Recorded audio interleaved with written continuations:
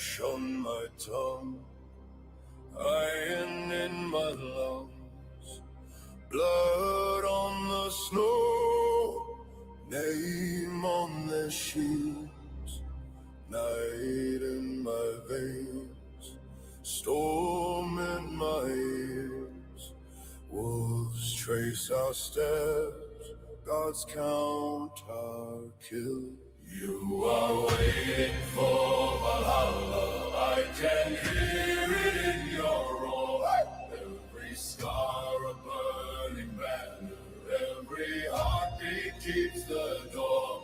You are waiting for Valhalla as the crows begin to call.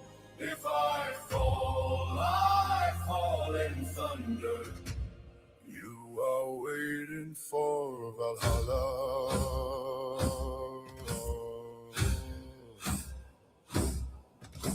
Frost on the oars, breathe like white smoke. Eyes on the shore, fire in the dark. Oath on my tongue, salt on my cloak. If this is the end, let it leave a mark. You are waiting for Valhalla, I can hear it in your roar. Every scar a burning banner, every heartbeat keeps the door. You are waiting for Valhalla as the crows begin to call. If I fall in thunder. You are waiting for Valhalla. If I do not see the morning, carry my name in your mouth. Raise up the horn, pour the glory, let my children hear the shout. Hey! You are waiting for Valhalla, I can hear it in your roar. Hey! Every scar a burning banner, every heartbeat keeps the door. You are waiting for Valhalla as the crows begin to call. If we fall in thunder. You are waiting for Valhalla.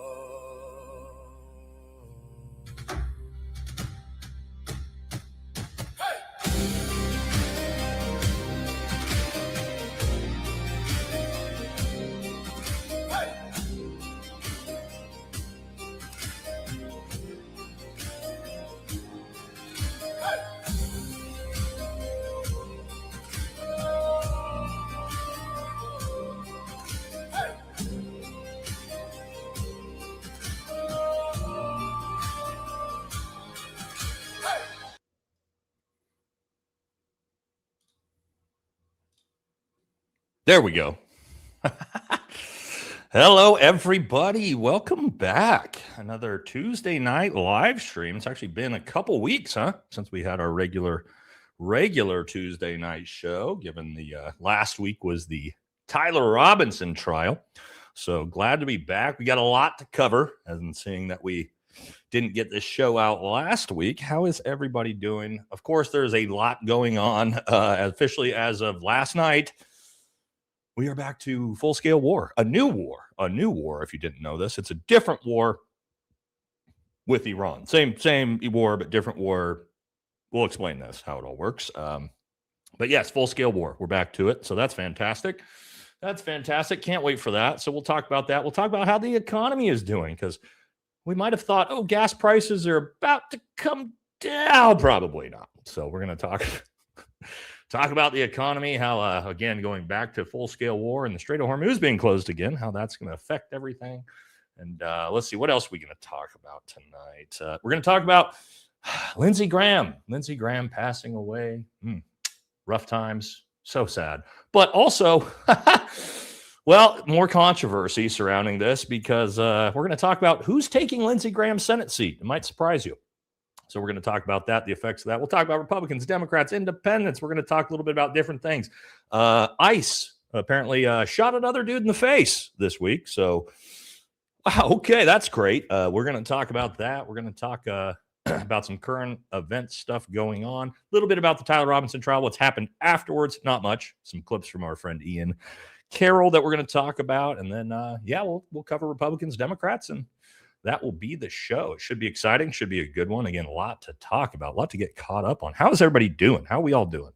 Are you ready to get back to our regular scheduled content of the world being on fire? we had a nice little break where we weren't really concerned about with the rest of the world while we focused on the Charlie Kirk case for a week. But now we are back. We are back. All right, real quick. We didn't do this one last week. Where is everybody? Oh, yeah. No. There will be no paint drying tonight. We're not going to have a boring show tonight, Bobby. We're back to our regular schedule. Jam-packed. Full of good stuff on this one tonight. Where's everybody tuning in from? Where are we turning in from? Yes, we do. We are doing a Mochi reveal tonight. Mochi is coming on the stream tonight. She is currently got the massive zoomies in the living room right now. She's... just tried to jump on top of our Rottweiler. She's going crazy. All right. But so when she calms down a little bit, we're bringing Mochi out. The new kitty reveal. Munchkin's sister, legitimate sister, by the way, actually the same parents as Munchkin. So we'll reveal Mochi tonight. She's big enough now. She's still a baby. She is a little baby, but she's coming on the show tonight. Australia, Alabama. Okay. Australia is kind of like the down under Alabama. In a lot of ways, for those of you who haven't been there, both those places remind me of each other. Let's see. We Trump the GOAT Zionist. He kind of is. What else? We got a few other things we're going to talk about tonight, right? Where was this? Yes, the big announcement Thursday. Donald Trump announced a huge press conference where he's going to reveal something major to us on Thursday. I'm going to give you my thoughts on what that will be as well. They're kind of signaling what it's going to be. Okay. So should be a good one. All right. Looks like we're about ready to get the show kicked off and started. What else do we have going on? Oh, quick announcements. Okay. Because there is some cool stuff coming up on the channel tomorrow. You guys remember my initial 30-06 ballistic testing video? Me and my buddy Brian, we are going to go back out and we are going to redo that test. However, now that we have all of the information given the trial, we know the exact distance, slope, we know the exact ammunition, the rifle, everything used in the Charlie Kirk case. So what we've decided to do is to come back out and replicate the exact shot. We built a tower. We will be at 141 yards at a 9-degree slope, and we got a full hog, something about 10 times as big and strong as Charlie Kirk's neck. We're going to use the exact ammunition. I have it right here next to me. And we are going to replicate the exact shot that was taken. Okay. So that's coming. I'm going to do that tomorrow. Friday is going to be a really good stream. All right. It's kind of a throwback stream Friday. Again, little PSAs, then we'll start the show. Friday is going to be a little bit of a throwback stream. We're bringing back, well, not throwback, all of these guys I've done tons of content with, but we haven't done this group of guys in a little over a year. So Friday, we are going to do a full-scale coverage of the Iran war with a bunch of special operators. Ben Pappas, Aaron Love, Jake Zweig, Nate, all reconvene to cover everything going on with the Iran war, like we used to do back in the day, the War Room podcast. So Friday will be a great, great show. If you're interested in having a bunch of special operators, MARSOC, Air Force PJs, Navy SEAL, Green Beret, all sitting down together to talk through what's going on in the Iran war. That will be Friday, 5 p.m. Pacific. We are doing a run back with the boys. Okay, so make sure to tune into that. Next, we got Mochi coming right now. All right, Mochi's making an early appearance. She's never been in this studio, by the way, so we'll see how she handles it. But here's the new baby. The new baby Mochi. Mochi. She's tiny. She's Munchkin's sister, as you can see. She's a Scottish fold. So there's the little Mochi. She's never been in here before, so she's like a little spider monkey. Mochi. Yeah. Oh yeah. See, she's probably going to be on the move. So we'll see what she does here. But okay, so those are our PSAs. This is the Mochi reveal. We'll see how she does. I don't know if you guys can see her. Oh, she's on her way. We'll see if she want to be over here. See if she'll go in the cat tree, boo boo. We'll see if she'll go in the cat tree. Try to put her in there. See what she does. She's never been in here, by the way, guys. So maybe she might hang out. Munchkin doesn't like it in here. Oh.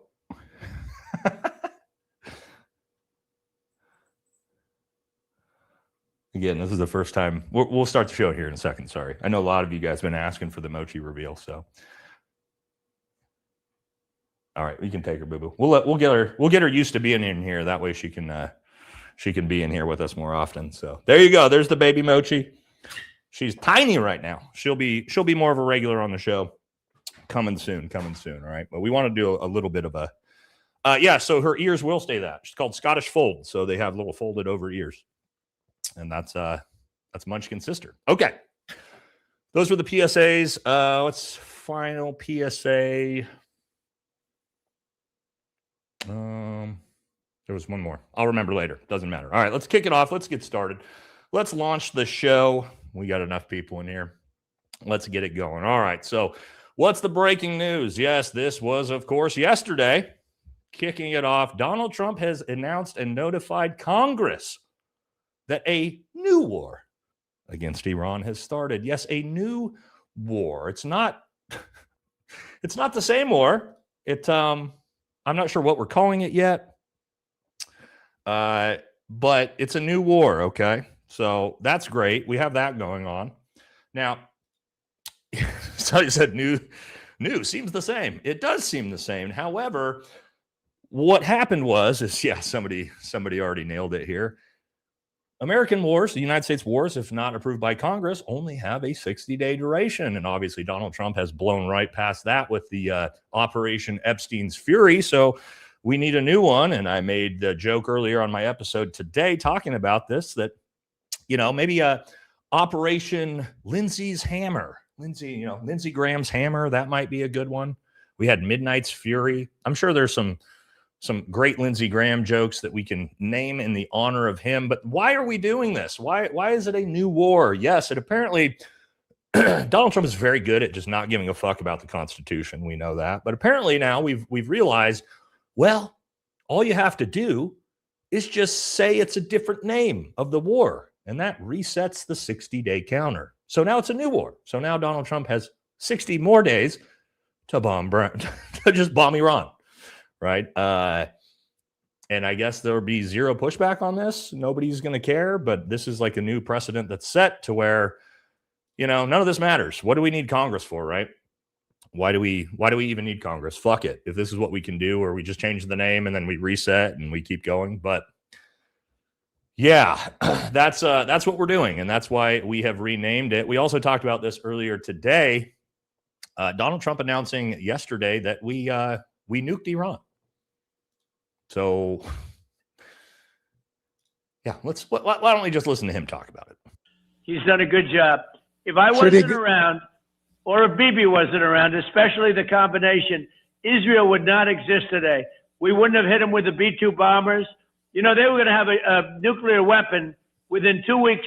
Had I not hit them with a nuclear, within 2 to 4 weeks, they would have had a nuclear weapon. And once they had a nuclear weapon, they would have used it. And you wouldn't even have Israel around. No, Bibi's good. Is there anyone in Israel better than him to do the job? Is there anyone better than Bibi? Well, I don't know most of them. I know some of them, obviously, but I don't know most of them. There you go. Okay. So at some point we stopped Iran's nuclear weapons by nuking their nuclear weapons. We haven't gotten any confirmation from Iran or, seismographs or anything like that this actually happened. But apparently we nuked Iran's nukes. I don't know. Well, maybe we do a poll. Maybe we do a poll here. Again, I don't know. We haven't got any. Again, this was yesterday that he said this. So let's do a poll. What you guys think? That's just so dumb that I'm even doing this poll. But here we go. Guys, did we nuke Iran's nukes like Donald Trump is claiming? Did we nuke the nukes? Did we nuke the nukes? Let me know. We didn't know Iran had nukes, but apparently we nuked them. We nuked the nukes. So let me know what you guys think, and I'll give you my take on if we, again, nuke the nukes. And yeah, it's not great. Also, the Strait of Hormuz, not going well. It's closed again. You'd probably have guessed that. And yeah, Iran is schwacking ships in the Strait of Hormuz again. Now, these clips, guys, they're new. I never know if these are true. So just PSA on that. It's very hard to know what's coming out that's real or not. Some of these are old, but this is a viral one that's been going on today that Iran is taking credit for. Can't say if it's real or not, but supposedly this is one of the oil tankers that was hit in the strait today. As of July, you see here, July 14th, 2026. Again, is this real? Is this not real? I don't know. Because it's fresh, it's new, but according to Iran and state and the media in the area, that potentially it's real. So that's great. That's good. It's gonna be amazing for the global economy. But let's see what Donald Trump had to say 2 hours ago. 2 hours ago. Or this was earlier today as of 2 hours ago. So this had been earlier this morning. But according to Donald Trump, even though we just watched a oil tanker on fire in the Strait of Hormuz, oil is flowing like never before, thanks to the awesome power of the United States military. And he thanks everybody, I guess, there, and then says that the Strait of Hormuz is open to everyone other than Iran. It is only Iran that's not able to use it right now. He's also decided to replace the 20% reimbursement fee with the trade and investment deals, which he was supposedly going to start taxing ships in the Strait of Hormuz, even though that's what Iran is doing. He's deciding not to do that. So we're no longer taxing the oil tankers that are not able to go through the Strait of Hormuz, right? So we're making $0 off of the 0 ships that are going through. But if ships do come through, I guess we're taxing them now. Sure, I guess. Yeah, I don't know what we're doing anymore. Guys. We're 5 months. We're 5 months in now. We are 5 months into the 2-week excursion, and it looks like we're back to day one. So yeah, we also have this Donald Trump sharing this on True Social today. He's sharing people's comments about wanting to put boots on the ground and take Carg Island. And he is now resharing those messages on True Social. So that's great. You know, the president resharing calls to put boots on the ground on his own True Social. Yeah, I wonder where this is headed, right? I wonder where this is headed if he's doing this. So, yeah, what's Pete Hegseth got to say about it? Well, here he said, 2 days ago, Secretary of War says Iran made a poor choice. Now they pay, as he tweeted that out on his Twitter. Iran made a poor choice. I'm not sure what the choice was. I guess the choice was for Israel to bomb Lebanon. And that was, I guess, Iran shouldn't have. I'm not sure what here, but yeah, so there we go. We're just back to right where we started. But also at the same time, Donald Trump is also saying this. Yes. Have you guys heard this one before? You guys ever heard this before? Following the massive strikes this weekend on the regime earlier tonight, President Trump is now saying Iran is calling him, trying to make a deal. They want to make a deal so badly, he says. They called me a little while ago. Have we heard this before? How many times have we heard this? I feel like we've heard this 30, 40, 50 times. And it just doesn't really seem like they want to make a deal, because he keeps saying they want to make a deal and then we just don't make a deal. So I don't know if I believe that anyone is calling Donald Trump. Donald Trump, yes. Yes. Okay. Let's keep moving. Talking about the Strait of Hormuz. If you guys didn't know, if you remembered, a month ago, Donald Trump was quoted as saying, "We want the Strait of Hormuz to be free. Iran will not be charging a fee." 1 month later, Donald Trump is now saying the United States will be charging a 20% fee on all cargo ships. So, I guess we're charging. What else is going on in the Middle East and the United States? While we're busy worried about bombing Iran, well, here's a former Al-Qaeda leader, al-Jawlani, who's responsible for far more deaths, American deaths, than Iran or the IRGC or anyone, sitting with President Trump, as President Trump has now announced that he is going to remove Syria as a state sponsor of terror. Yes, no, not Iran. We're not concerned about Iran. We're going to stay at war with them. But Syria, again, being led by al-Jawlani, the former leader of Al-Qaeda, is not going to be considered a terrorist state. So, okay, we got a lot going, right? We got a lot going here. I wonder why. Is it because, I don't know, al-Jawlani offered to give the Golan Heights to Bibi? Could maybe that be why we've decided to just kind of forget about the fact that Syria's leader used to be the leader of Al-Qaeda? I guess we'll just forget about that. But again, yes, Iran is the world's leader of terrorism. Not the, leader of a country who literally was one of the actual leaders of terrorism in the world. But anyway, it doesn't really matter. It doesn't really matter, right? Who cares at this point? Fuck it. We're just going to do whatever we want. All right, this quote, I keep seeing this. I'm sure you guys have. Donald Trump keeps responding, and he's defending the war in Iran with this. This is his big defense, all right? So he was asked by Caitlin Collins, and she said, "You've been bombing Iran for months. Is this the new normal?"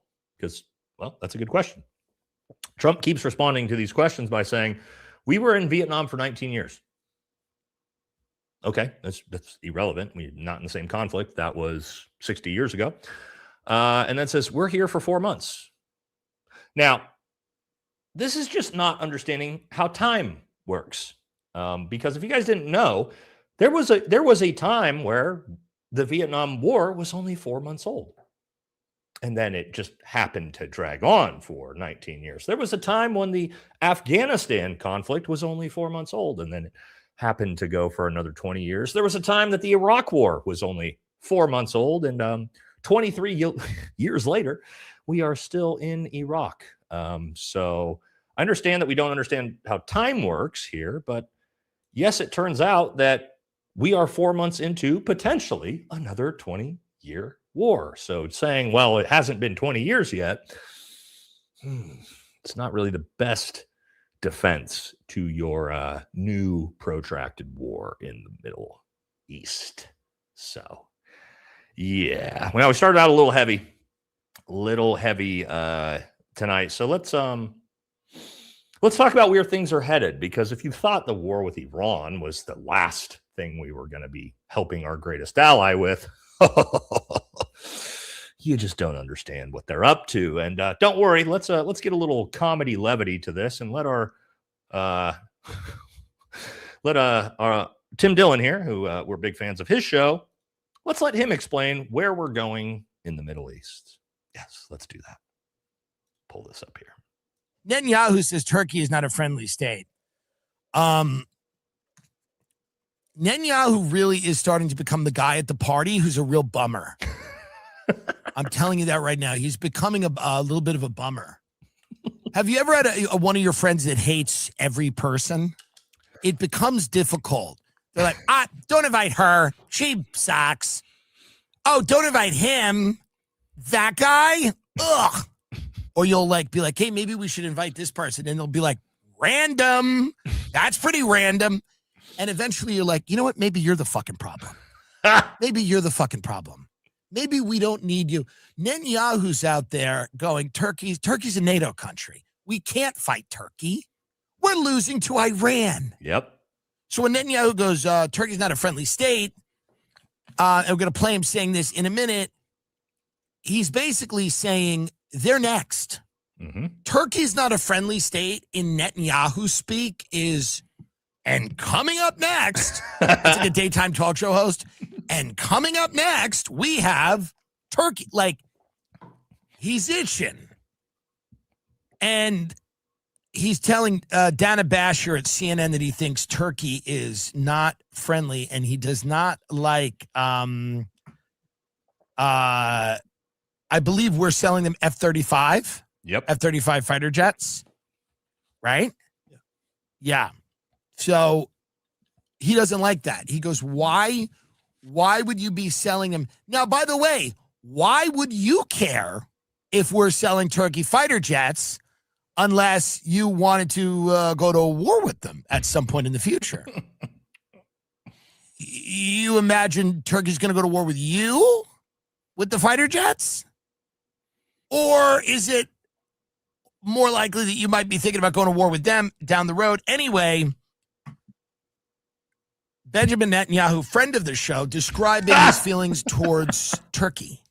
President Trump is in Turkey Friend of right the now. show. He said this morning he will consider selling F-35 fighter jets to Turkey, which is a reversal of a ban he put in place. You said yesterday that would, quote, upset the power balance in the Middle East. Have you made that clear to President Trump?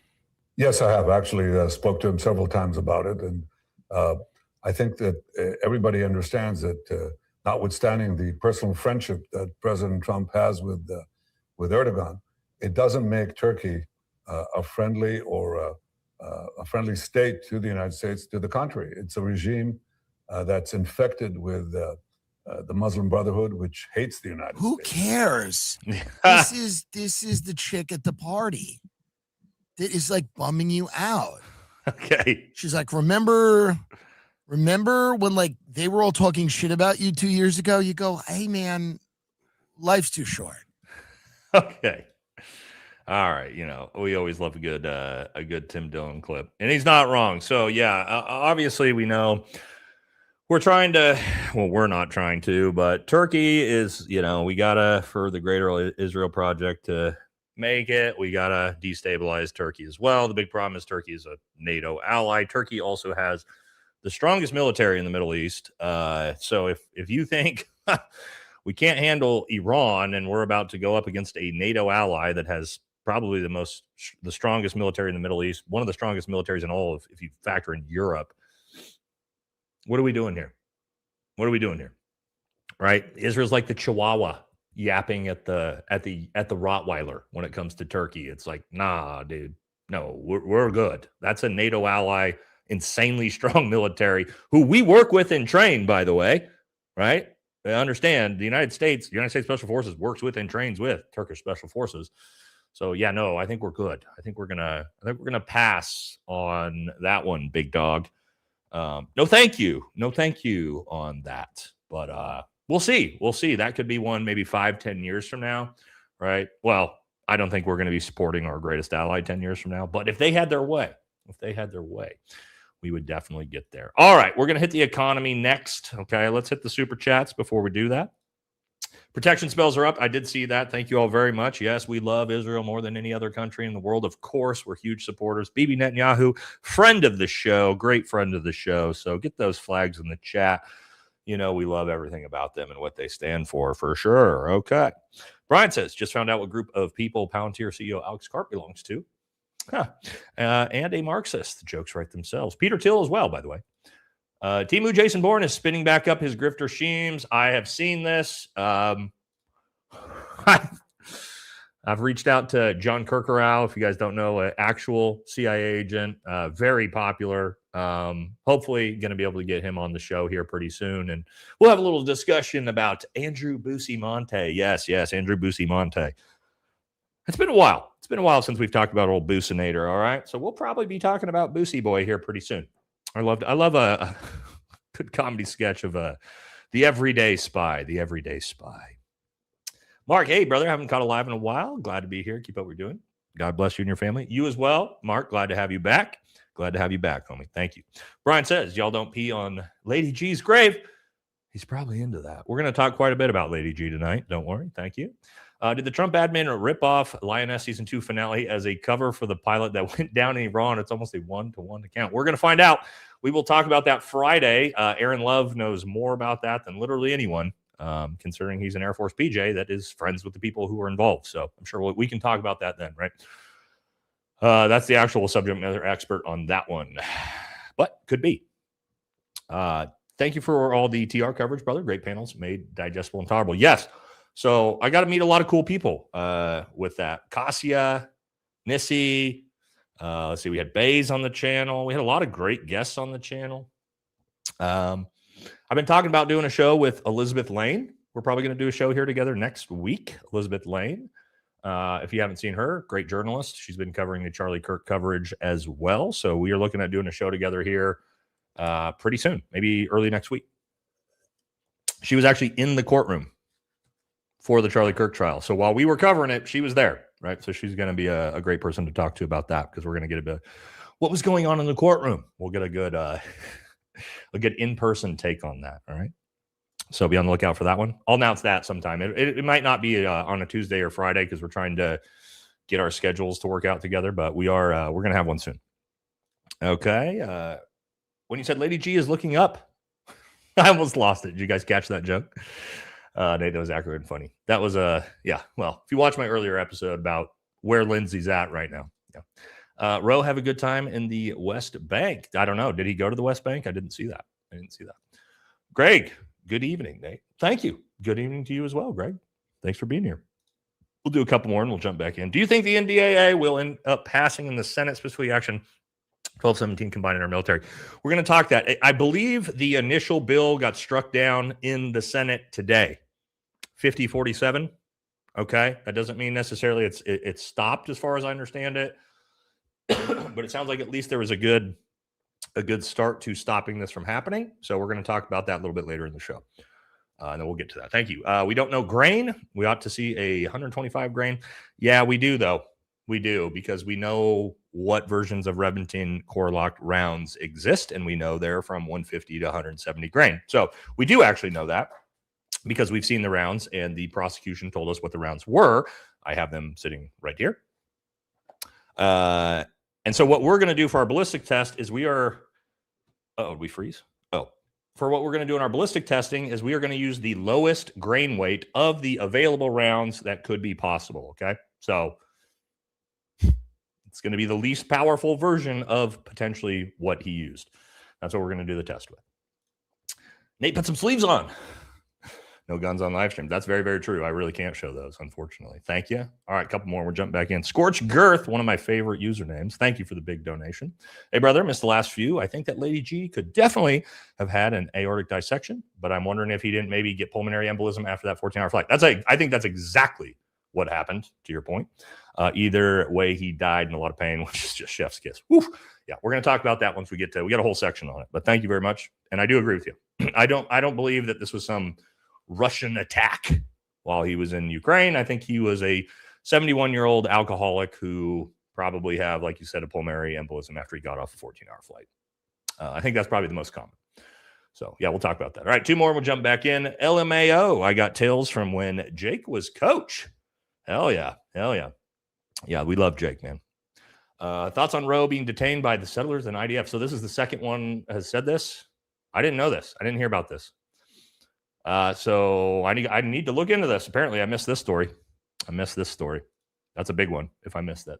But I'll look into it since a couple of you. All right, let's jump into it. Let's talk about the economy. How is it going? Well, let's start off, of course, with some things Trump's saying. Yes, housing affordability, right? Housing affordability is a big deal. It's a big deal. Nobody can afford to live. Let's see what Trump thinks about it. Plans for the housing bill, Mr. President? I don't know. I think it's so unimportant. What are your plans for the housing bill, Mr. President? I don't know. I think it's so unimportant. Okay, there you go. So Donald Trump, as he says there, he's asked about what do you think about the housing affordability barrel? Doesn't give a fuck. Doesn't think it's important. So that's a good start to how the economy is doing. And then he was quoted as saying this week as well. Trump said, or 2 weeks ago, sorry. He said, again, this was from last week. We missed this one, but it's important. Trump said, and I quote, "I don't want to drive housing prices down. I want to drive housing prices up." So that's good. And even as a homeowner, I don't agree with that. I do not agree with that. Yes, as a homeowner, I own 2 homes. It would be great for me. But I am somebody who, luckily, after, a long career and being fairly successful, I would rather other people be able to own and afford homes. And they don't give a shit, right? So I'm not a big fan of like, let's try to drive up rent and housing prices for what, right? So I think that's dumb as fuck, personally. I think we should be a little bit more concerned with, I don't think we need to actively try to, destroy the housing market, but our goal should not be to try to drive up the cost of living. I don't think that's a good way forward, personally. You guys are free to, believe whatever you want, but, I think we could probably help people out by not purposefully trying to skyrocket the cost of living if we could, right? If we could. Okay. But at the same time, where Donald Trump doesn't want to mess with anything, he also is saying this. Yes, gasoline retailers must get their prices down immediately. They're too high. I wonder why they're so high. Considering the oil is now $68 a barrel. Well, I actually haven't checked oil since, let's see, since the war started or our second war, our new war. Oh, it turns out no, they are back up close to over $80 a barrel. So in just a week, unfortunately, yeah, Buff just said $80 plus, calling it now. We are back to $80 a barrel, and that is right at the start of the announcement of the new war. Ooh, not great. Not great, is it? Not great. Not great. So we're not headed in the right direction. However, we also got some great things. We had Mike Johnson is asking for $350 billion. Keep in mind, that's half of the military's annual budget, almost at the moment. What they're asking for $350 billion for, third of $1 trillion, is to fight communism. They're gonna fight communism here in America. $350 billion. What do you guys think is going to be involved in spending $350 billion on fighting communism? Anybody? Do we know? I don't know. I'm not being facetious here. Like I have the answer in the back of my head, and I'm sarcastically saying it before I divulge it to you. I have no idea. I have no idea other than this, which is going to be most likely a massive setup to install the surveillance tech states, flock cameras, which we're going to talk about that here in a little bit. This is kind of what it feels like, right? Help invest and set up the surveillance state so we can with things like this, so we can again combat communism. Right? Communism. Look,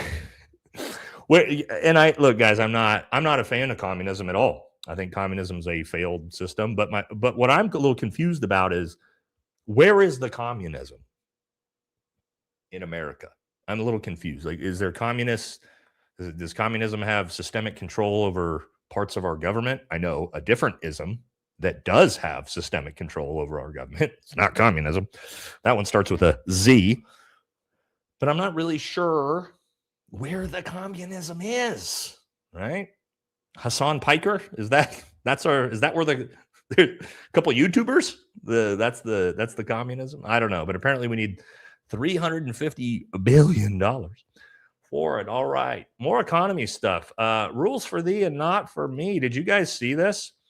Of course, Republican Representative Troy Nehls was asked about 60% of Americans struggling with affordability, much like we just talked about with the housing crisis. This is his response when asked about exactly this. Let's listen to what he had to say. This is a sitting U.S. congressman when asked about the affordability crisis for everyday Americans. Here we go. Congressman, real quick, how do House Republicans make the case that you're fighting for affordability when you go back to your districts? Affordability? What are you talking about? Well, affordability is the I'm big. going to go there tomorrow. Over the 4th. I'm going to get me a couple of lobster tails. I'm going to get me some nice ribeyes. I'm going to sit in my backyard with my family, my neighbors. And we're going to be enjoying the 4th, celebrating 250 years, the birthday. We're going to be celebrating the greatest president of my lifetime, Donald J. Trump. Maybe watch some fireworks. Won't be up here. It's going to be too hot, right? And I'm in bed at 11 o'clock. I heard the fireworks ain't going off till 11 o'clock Eastern on the 4th of July. I probably have to sleep through that one. But listen, everybody understands you're going to see a little increase in energy prices because of Iran. I mean, come on. People aren't stupid. You realize that when you have a conflict with Iran. But I think in the end, this short-term increase in some of the costs of energy, gasoline and stuff is temporary. But President Trump has made it very clear to these companies. Keep in mind, we'll stop there. This was before Donald Trump announced that we were starting a new war with Iran. So remember the temporary short-term pain for long-term gain, baby. Well, it doesn't look like it's going to be short-term. I wonder who told you that since day one. Who told you that since day one? Even though I'm not going to insult your intelligence, you all knew from day one that this wouldn't be short-term. But yes, his response when asked about the 60% of Americans who are struggling with affordability was, I'm going to go home and buy some lobster tails and some ribeyes and party with my fucking family and friends. That's a very, I don't know, U.S. sitting politician in Congress bragging about being rich is typically not the best look. We should say that. But this is a system. It's an interesting system. This is a K-shaped economy, as we call it, right? K-shaped economy. I've explained this before.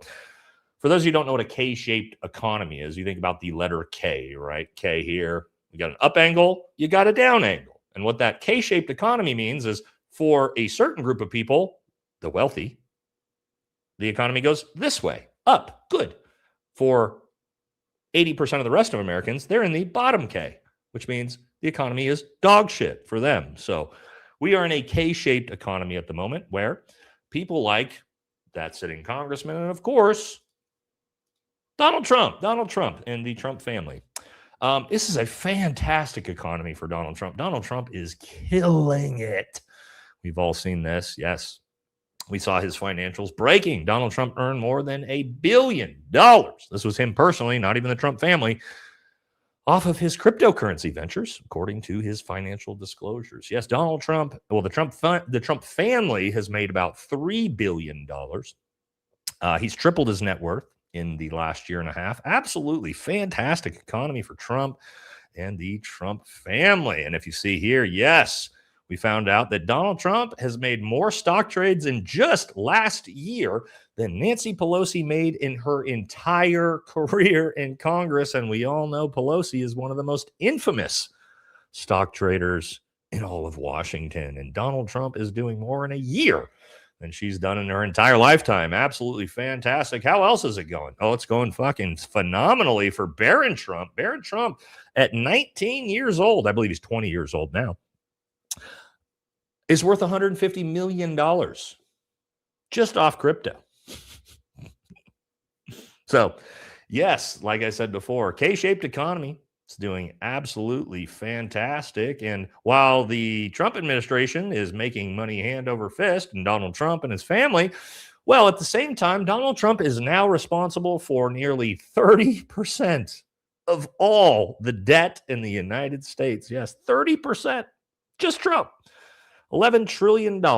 So in 250 years of American history, Donald Trump is responsible for 1/3 of that. Do you guys know what that makes Donald Trump? Do you know what that makes him? It makes him a socialist. Yes, it makes him a socialist. He's the most socialist president there is, just strictly based off of government spending. So, man, rough times, huh? Rough times. Did you know Donald Trump was a socialist? Well, you know now. You know now. So that's great. What's some good news in the economy? Well, there's some decent news, and that is Elon Musk is getting wrecked. Yes, SpaceX is absolutely burning into the ground. Sorry if you're a SpaceX investor. Pray to God that you didn't put any money into this because everybody knew where it was going. It says here, yes, as you can see, oh my God. SpaceX falls to its lowest closing price in history and has now lost nearly $1.2 trillion in value in like a month, which also means Elon Musk has, well, he's still worth probably, I don't know, $700-800 billion. But I would imagine he's no longer a trillionaire. That's just too bad for Elon. But I think he'll be okay. And we see here, Donald Trump has a new way that he's planning on solving the gas crisis and the oil prices. As you can see, Brent crude is skyrocketing currently, but he's got a plan. Here's what it is. Iraq has tremendous potential. He said Iraq, right? Because of their oil. And we're going to be doing a lot of deals. We're going to create a lot of jobs for both countries. And we're going to be taking out a lot of oil. A lot of oil is coming out. And the American companies are doing it. Mostly American companies now. They don't want to do business with others. They want to do business with America. Oh, Iraq. Iraq's oil, which, by the way, for 23 years, we haven't been able to figure out that country, establish an actual nation-building system there. Where does the oil come out from Iraq? Oh, I don't know, considering they're right next to Saudi Arabia and Iran, the Strait of Hormuz, which they also can't get any oil out. So, I'm not really sure how we're planning to do this. Also, Iraq, you mean that country that shares a border with Iran, that Iran keeps, striking our bases in? Yeah, I'm not sure. That's going to, I'm not sure Iraq's going to get it across the goal line for us here when it comes to fixing the oil crisis. But, there we go. So we're going to stay in the Middle East forever. We got to stay in the Middle East forever. That's basically what that means. All right. Okay, we're going to do strictly Donald J. Trump and J.D. Vance next. Okay, let's hit some super chats first. Operation Graham's Grinder. Yes, I've seen a lot of these jokes today, Bobby, talking about what to call the second war in honor of Lady G. That's a pretty good one as well. Senate voted down merging our militaries with our greatest ally for now. Techie Head, yep, I mentioned that right before, but we're going to get to that. We will be talking about that in the show. Thank you. AJ says, Lil Hammer, a botched you-know-what op. Lindsay's Hammer, for those that didn't get the catchy. Yes, Operation Lindsay's Hammer. I do like that one. 1 out of 3 black men have a felony conviction because of socioeconomic factors. That's why we need socialism. Okay. I'd say there's more context to that, but man, we're not going to get into that one right now. Grand Bear says, new Lindsay Grinder profile, South Park Satan. South Park kind of has to do an episode, I think, of Lady G down spending some time there. Operation Ladybugs, I've seen this one as well. Cy Young says, hey, Nate, I'm a Gold Star wife. Well, respect to you, and also, I'm sorry. My husband was a veteran, and I thank you so much for integrity and honesty commentary for us to watch. God bless you, and God bless you as well, and to all of our Gold Star spouses. I unfortunately know a lot more of them than I would care to. I don't mean it like that, like I don't want to know them, but the fact that a lot of my buddies' wives no longer have their husbands with them. It's always hard. It's always hard for me, but harder for you. So I hope you're doing well. Nothing but respect. Thank you. Frank says, next April, I will declare a new year, restarting the calendar since I'm tired of paying for a war that gains nothing for the middle class. Yeah. Bobby says, by flowing like never before, does he mean while on fire? Just asking. Yes. The oil. The oil may be on fire and flowing like never before. That's a good one. Okay. Katie, what's up? Katie says, it's so hot. Okay, here we go. It's so hot where Lady G is right now. His little ladybugs have turned into fire ants. Oh, man. Okay. Okay. That's a good one, too. Oy vey. All right, 2 more. Super sticker. Thank you, Lisa. All right, Joe says, this excursion, he still says the word, even though he doesn't know what it means, into the Strait of Hormuz or Iran is looking more and more like the movie Groundhog Day. Yeah. Yes, it is. All right. Okay, here we go. Are we ready? Everybody, buckle up. Buckle up, ladies and gentlemen, because we're going to talk about Donald Trump and JD Vance. We always have this section. Here we go. Starting off, Donald Trump posted this yesterday. For those of you who don't know, Donald Trump believes he has a 59% approval rating. I don't know where he's getting his information from. Even Fox News has him at a 33%. So, but Donald Trump says he has a 60% approval rating. This would be one of the highest approval ratings in U.S. president history. So congratulations to Donald Trump. Prices are coming down. Okay. Doesn't look like they are, but okay. Along with lowering of oil and gas. And again, as he says yesterday that oil and gas prices are coming down, as we know that oil has gone up $13 a barrel just in the last like 2-3 days. So, you know, I'm not sure where we're getting our information from some of the times with Trump, but I don't know. But here we go. Here's the thing though, guys. When your approval rating is 60% in your second term, I mean, you should probably just stay the president if you're that successful, right? And don't worry, Donald Trump is starting to announce that. Yes, Donald Trump is saying that he wants to run again in 2028. Yes, are we all ready for this? Oh, I think I got to restart this one. We don't want to miss the start of that. Come on, what are we doing here? Wow. All right. We got fiber optic internet here, but all of a sudden, okay, there we go. Jesus. Maybe we should run again. Should we run one more time? I'd like to do that. Okay, so Donald Trump running again in 2028. Let me pitch this to you here first, guys. Let me pitch this to you. All right, let's see. What did our poll say here? Did we nuke Iran's nukes?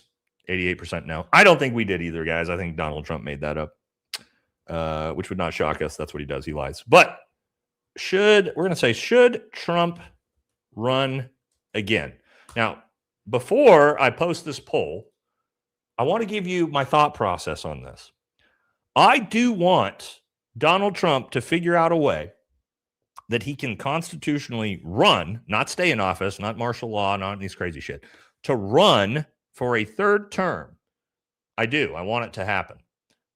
Because whatever he figures out constitutionally that will allow him to run for a third term will allow Barack Obama to run for a third term. And I cannot tell you guys, I don't think there would be anything funnier in U.S. history than to watch Barack Obama shit stomp Donald Trump in a presidential election and then have Donald Trump pass away from old age right afterwards.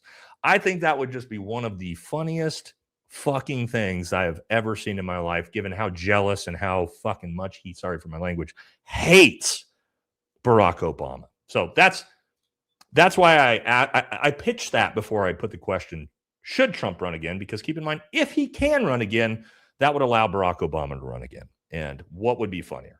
What would be objectively funnier than watching Donald Trump watching Donald Trump lose a presidential election to Barack Obama? Oh my God. I mean, we would cheers to that, right? Absolutely hilarious. Anyway, so I wanted to pitch that to you guys before I ask the question. Now, some other interesting things going on with Donald Trump. Twitter or X, not something I really use, but did you guys see this? There was an account that was doing a portfolio tracker on Donald Trump, much like they were Nancy Pelosi. And they were posting this on X. And guess what? Elon Musk suspended their account. Yes, Elon Musk suspended the account that was tracking Donald Trump's stock trading and publishing it publicly for America to see.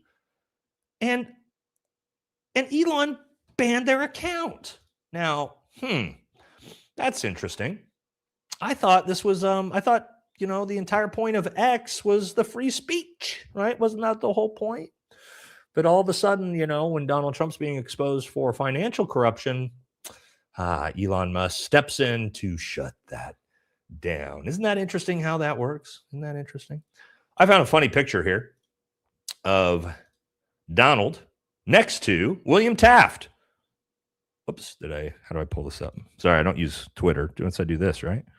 Here we go. Next to William Taft. Why is this interesting? Because William Taft is the most overweight president in U.S. history. Donald Trump claims he's 6'3", 238 pounds, does he say? I believe William Taft was like 6'2", 350 pounds. And when I look at them next to each other here, I think Donald Trump may weigh more than William Taft. So I wonder, because again, 6'3", right? Donald Trump at the exact same physique as 350-pound William Taft. I'm going to assume Donald. Yeah, so there it says in the top right, William Taft 350, Trump 238. I'll bet you Donald Trump is closer to, if he's 6'3", which he's not. He's about 5'10", 5'11". I think he's probably closer to 290, 280, 290. Yeah, somebody said Trump's 5'11". Correct. Yeah, he's not 6'3", obviously. But anyway, I'm just one of those things to think about when you actually see him next to Taft. And I believe Taft is shorter than Trump, so Trump would actually probably weigh more than that. Anyway, just saying, just some things I noticed. Not like there's any point to that story other than to show you that Donald Trump lies about his height and weight, because he lies about everything. Here's another one. The fake news is panicking after a report, and we're going to get into what we think Thursday's big announcement is going to be. After a report that President Trump and acting DNI Bill Pulte are preparing to drop a bombshell on the 2028 election irregularities. Ooh. And what's Benny Johnson have to say? Because if we're looking for a purveyor of truth, it is definitely Benny Johnson. Oh, I didn't realize I even left a comment here. I just put a comment here. And so I said, no one gives a fuck about the 2020 election. Apparently people like that comment. I forgot I even left that. I like to talk shit to Benny Johnson whenever I get the chance, as you guys can see. Anyway, Benny says, breaking. President Trump's Thursday evening speech to the nation will reportedly show newly declassified intelligence reports that reveal a foreign nation's plans to interfere in the 2020 election. The president will be joined by CIA director, the DNI, Kash Patel, Mark Wayne Mullen. Oh my gosh, can you guys imagine? Can you imagine? They're going to let us know the 2020 election officially was stolen. They're not going to show us any evidence. They're going to tell us there's a bunch of evidence and it's coming soon. It's coming soon. Now, I've always had this question for you guys. I like to think about things logically and rationally. You guys know that. Do things make sense? I'm always a big fan of navigating. Does this make sense? Common sense. I've always wondered this, guys. How come, and maybe Democrats in the channel, you guys can let us know. All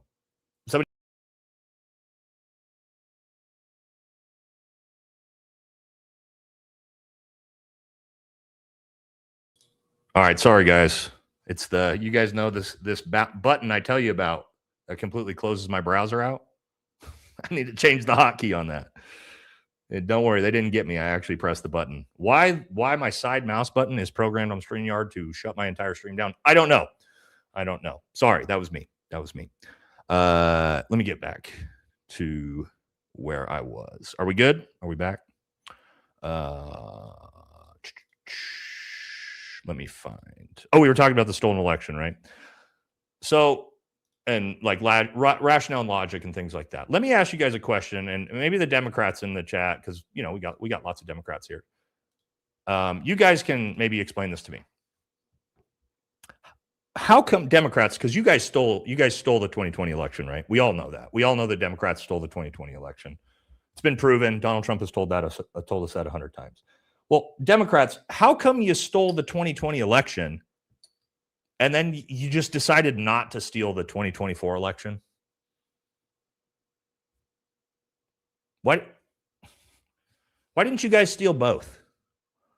You know what I mean? Isn't that what were you guys thinking? You stole the 2020 election and then you were just like, nah, we'll let Trump have this one.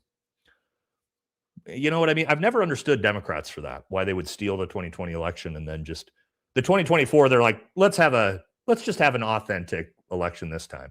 You know what I mean? Let's just do the right thing this time.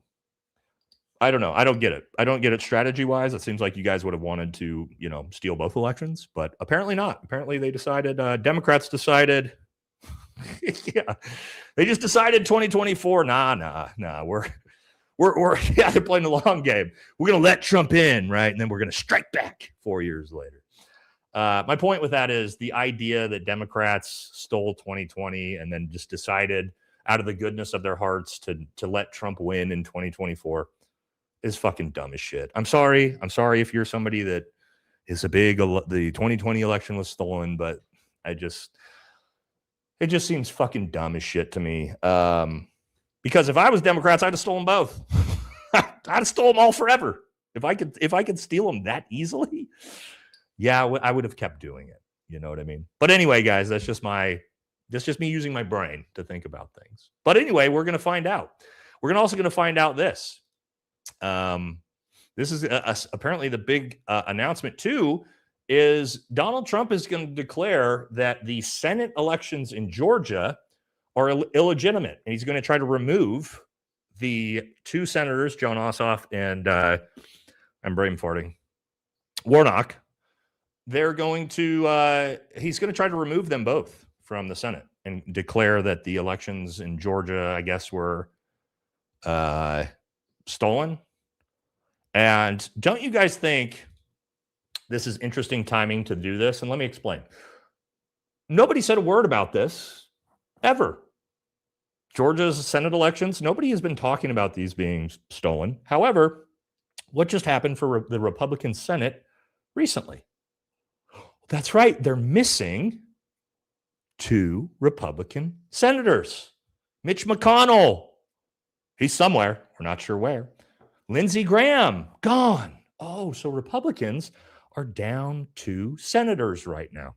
Isn't that convenient timing that right when Republicans go down 2 senators and lose their majority in the Senate, that now we got to try to remove 2 Democrat senators and call the election stolen? You don't think that timing is a little suspicious here? Again, maybe, I don't know, maybe the Georgia elections were stolen. I don't know, but I do think it's interesting. Nobody talked about this or cared about this until Republicans went down 2 senators, and all of a sudden, yeah, we're gonna talk about who's replacing Lady G here in a second. I see that in the comments. All of a sudden, JD Vance pissed a lot of people off this week with this interview. This is kind of just like the interview we just watched with whatever that congressman's name was, who was talking about lobster tails.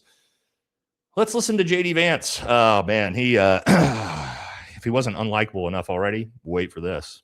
Here we go. This was a podcast he just did. Oh, Mike Rowe's podcast, which I do like Mike Rowe. I think Mike Rowe's got a really cool show, Dirty Jobs, where he goes and checks out all the hardest jobs in America, the dirtiest jobs in America. I don't agree with Mike Rowe politically on a lot of things, but I think he's got a good show, cool show. But he's talking to JD Vance about what the job of being vice president is like. Let's listen. My life is, dude, totally transformed. I don't go to the He said, my life is totally transformed. That's how he leads with this. Grocery store anymore. People go to the grocery store for me. Most of my meals, like when I cook a meal, it's like, I love to cook, actually. Big baker. I like to cook for my kids as a special occasion, but I don't have to cook anymore because I've got an army of people who are willing to cook me my food. Sick. My life is so weird. I fly around on a 757, no more TSA lines for me and the kids. It's so weird. Yeah, it's so weird. So sick, dude. Look, this is just understand the environment that you're in. The economy is horrible. People can't afford groceries. People can't afford to eat. People can't afford rent. People can't afford to travel. Maybe, I get it. It's a cush job. You do have everything prepared. We all know that. But maybe don't be leaned back in your chair laughing about the fact that you have so much money and people make you food and you're a fucking king and you don't have to wait in TSA lines. Maybe keep that to yourself. Maybe keep it to yourself.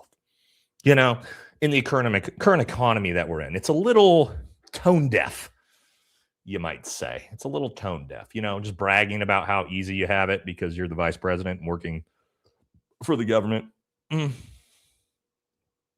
Not great. But again, they don't give a shit, right?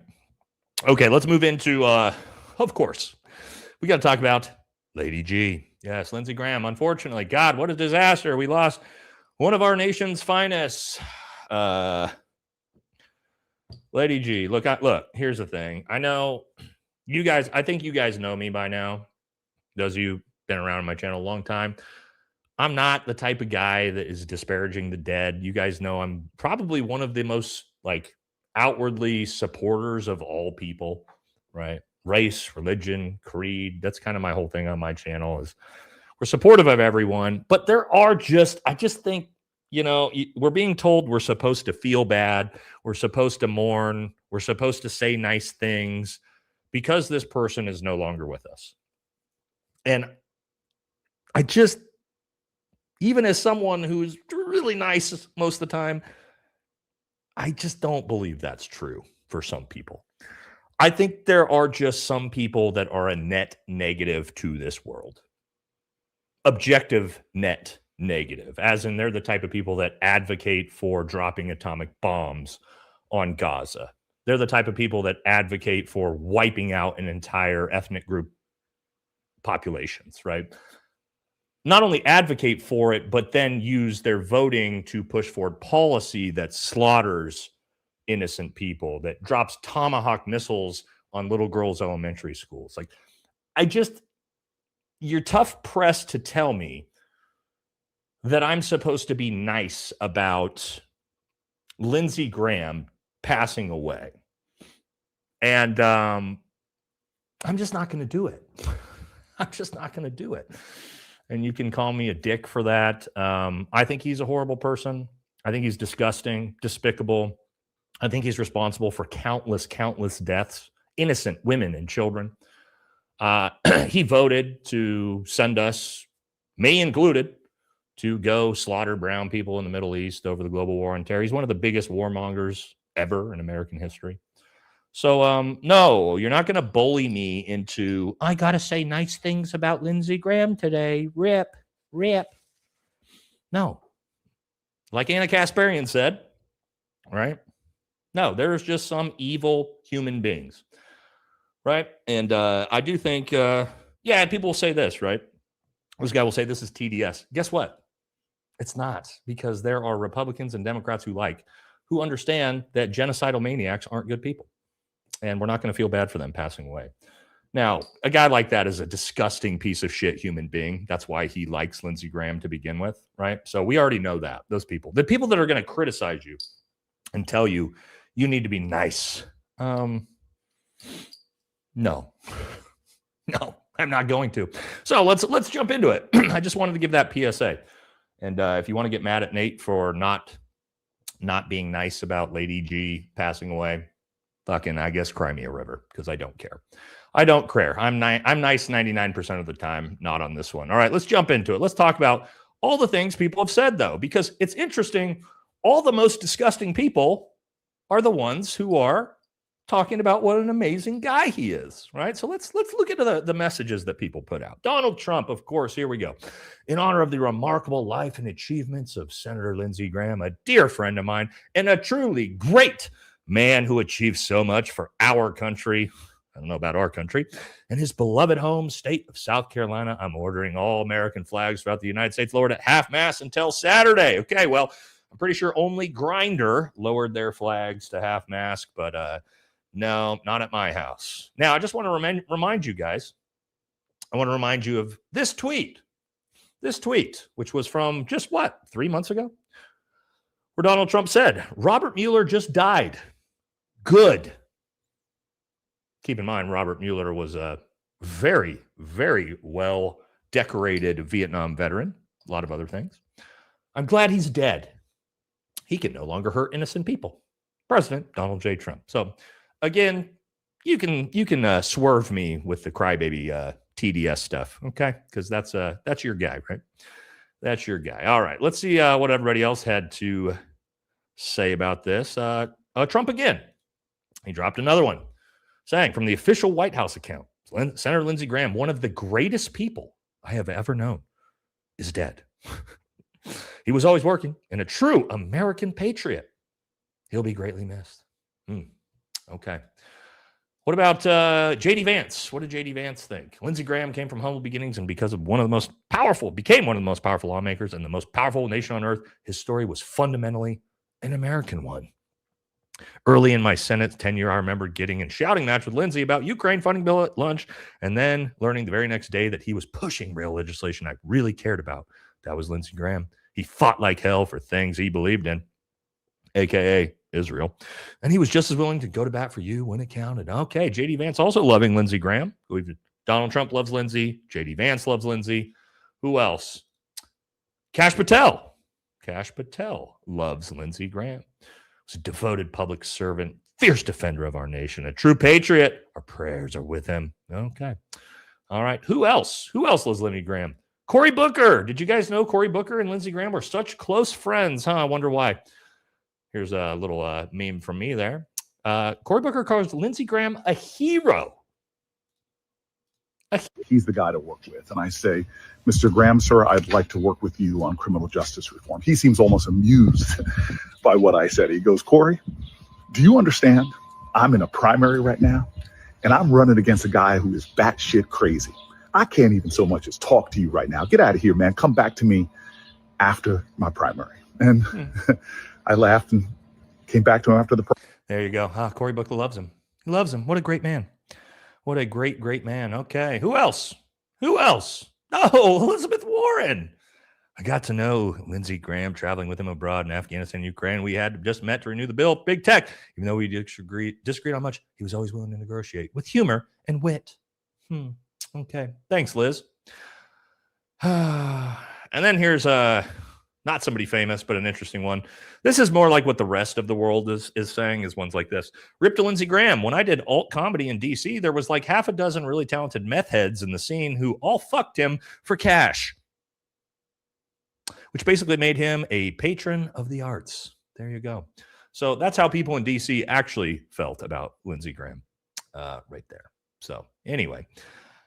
Now, that's enough of, well, actually, that's not enough of Lindsey Graham, because we got to talk about this. This is a big deal. I think this is kind of just flying under the radar. So Lindsey Graham was replaced. And rather than actually getting someone qualified to be a senator, what did they do? They forcefully replaced him with his sister. Lindsey Graham's sister has been sworn into the Senate. Here she is. What are her qualifications? Was she voted on? No, none. Did you guys know that the Senate is a monarchy? And if you pass away, then we just forcefully replace you with your sibling? Did you know that? I don't know what we're doing anymore in this country, in this government. But yeah, there you go. Now look at this. Why? Why'd they replace Lindsey with his sister? Oh, that's right. His sister, Darlene Graham, has now officially been sworn in as senator. She is a sitting U.S. senator now. No election at all. And, of course, she's expected to support Section 219, which would merge the U.S. military and the you-know-who's. Okay. So there you go. Now you understand why this happened. But at the same time, so a sitting senator passes away and we don't hold a special election anymore? You guys know that's what we do, right? We hold special elections to replace the person who passed away. Not, hey, my sister is now getting sworn in with no election process. We're just saying it's just fuck it at this point, right? Like, it's so crazy. There's just no vote. Just, hey, do you got a sister? All right, bring her in. She's the senator now. So nuts. But there's a bigger problem here, right? There's a bigger problem here. And it's not just that. Check this out. Look at this. The numbers here. There are currently 120 members of Congress who are over 70 years old. That is 1/4 of Congress is over 70. We're not even talking about over 60, 65. 120 are over 70. That's 5 years past the national retirement age. 24 of them are over 80. Okay. Now watch this. This is important because and the Daily Show did a great actual coverage of this. This explains what's going on here. 80-year-old president. The governor who chooses Graham's replacement is 79. One of the candidates being considered is 78, but he backed out because he's too important at his current job in the House of Representatives, all to save the Todd Blanche hearings, which are being co-run by 92-year-old Chuck Grassley and whippersnapper Dick Durbin, 81. The entire Congress is falling apart due to a lack of not just political will, but bone density. 83-year-old Florida Democratic Congresswoman Frederica Wilson recovering from an eye surgery. 89-year-old Chuck Grassley getting hip replacement. Senator Patrick Leahy, a broken hip. Nancy Pelosi, hip replacement surgery. Steny Hoyer is in the hospital with pneumonia. Eleanor Holmes Norton is in the early stages of dementia. Dwight Evans, who's 71, had a stroke. Bernie Sanders is sidelined by a heart attack. Congresswoman Kay Granger lived in an assisted living facility for dementia patients while still serving in Congress and drawing a congressional paycheck. And all of those, by the way, are the ones who were still on the table. The whole place is a Sky Rizzy commercial. That is insane.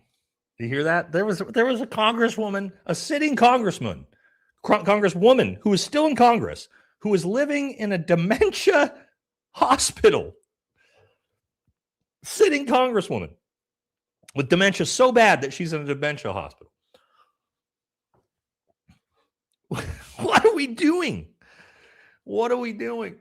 But again, what John was just saying is the people that appointed Lindsey Graham's replacement are all 80 and 90 years old. It's just, I mean, we're at peak levels of insanity here, guys. Peak levels of absolute insanity. I mean, we got to do term limits are one thing, right? I'm all about term limits, but we got to have an age cap, right? There's a lower end of the age cap, but we got to have an upper age to this end cap. 91 years old. That's how old one of those people was. 91. Voting on policy. 91.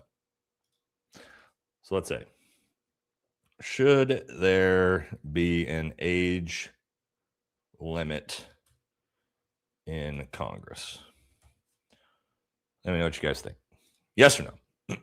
Should we cap it? 70? I think it should be the retirement age.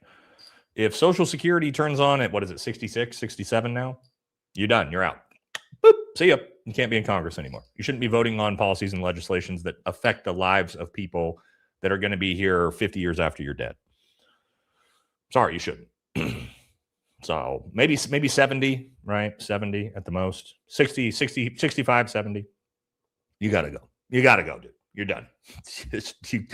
Look, you can serve the rest of your term out, let's say, if you made it beforehand, but after that you can't. There's no running for re-election if you're over 70 or whatever we decide on. 65, 66. It's too crazy, guys. This is 120 of them are over 70 years old voting on policy. Can't do it. All right, next we're going to get into just random stuff. Random stuff that's going on, place I don't really have to put in a certain section. But before we do that, let's hit a few super chats here. Oh, I got to catch back up where I was since I got closed out. Here we go. They call nukes Lockheed Sunworks UAP reverse tech because they are plasma fusion weapons. They've used Atomic Secrecy Act to classify it. Interesting. We do have a lot of direct type energy weapons that are not nuclear that I think we're starting to use. But that's even some stuff I don't really know enough about yet. Great job with the Necessary Conversation crew. Yeah, they were great. They were awesome, huh? Really great episode. If you guys haven't seen that, I encourage you to watch. Really fun one. Hopefully we'll end up doing some more content together sometime. Had a great time. Mitchell says, forced to be compliant through all this. Can't do it. ETS August 2026. Well, congrats, brother. That's next month. Congrats. Make sure you got yourself all lined up, all figured out what you're going to do after that. But yeah, if you don't want to be in anymore, get the fuck out. You know what I mean? Good luck, brother. Money Shot says, hey, Nate, it's Marshall. Oh, what's up, brother? Just got back to Eugene after unplugging from the world in a week in Cancun with the wife or daughters. So looking forward to being caught up on tonight's stream. Yeah, hey, I need to get a hold of you on Instagram, man. Me and JD Delay and everybody hang out all the time, man. Since you're literally here in town, we gotta reconnect. I was friends with Marshall like 20 years ago, guys. Back when me and JD and the whole crew were together. So if you're still in here, man, message me on Instagram. I'll try to sift through it and find it. It's crazy on my Instagram, but definitely need to get caught up and hang out with you again. All right, let's keep moving. VFT, you're the man. Thank you. Thanks for the TR stream last week, bro. Yes, we will be covering the actual trial all day, every day. That'll probably be like 6, 7, 8 months from now, though, but we're planning on it.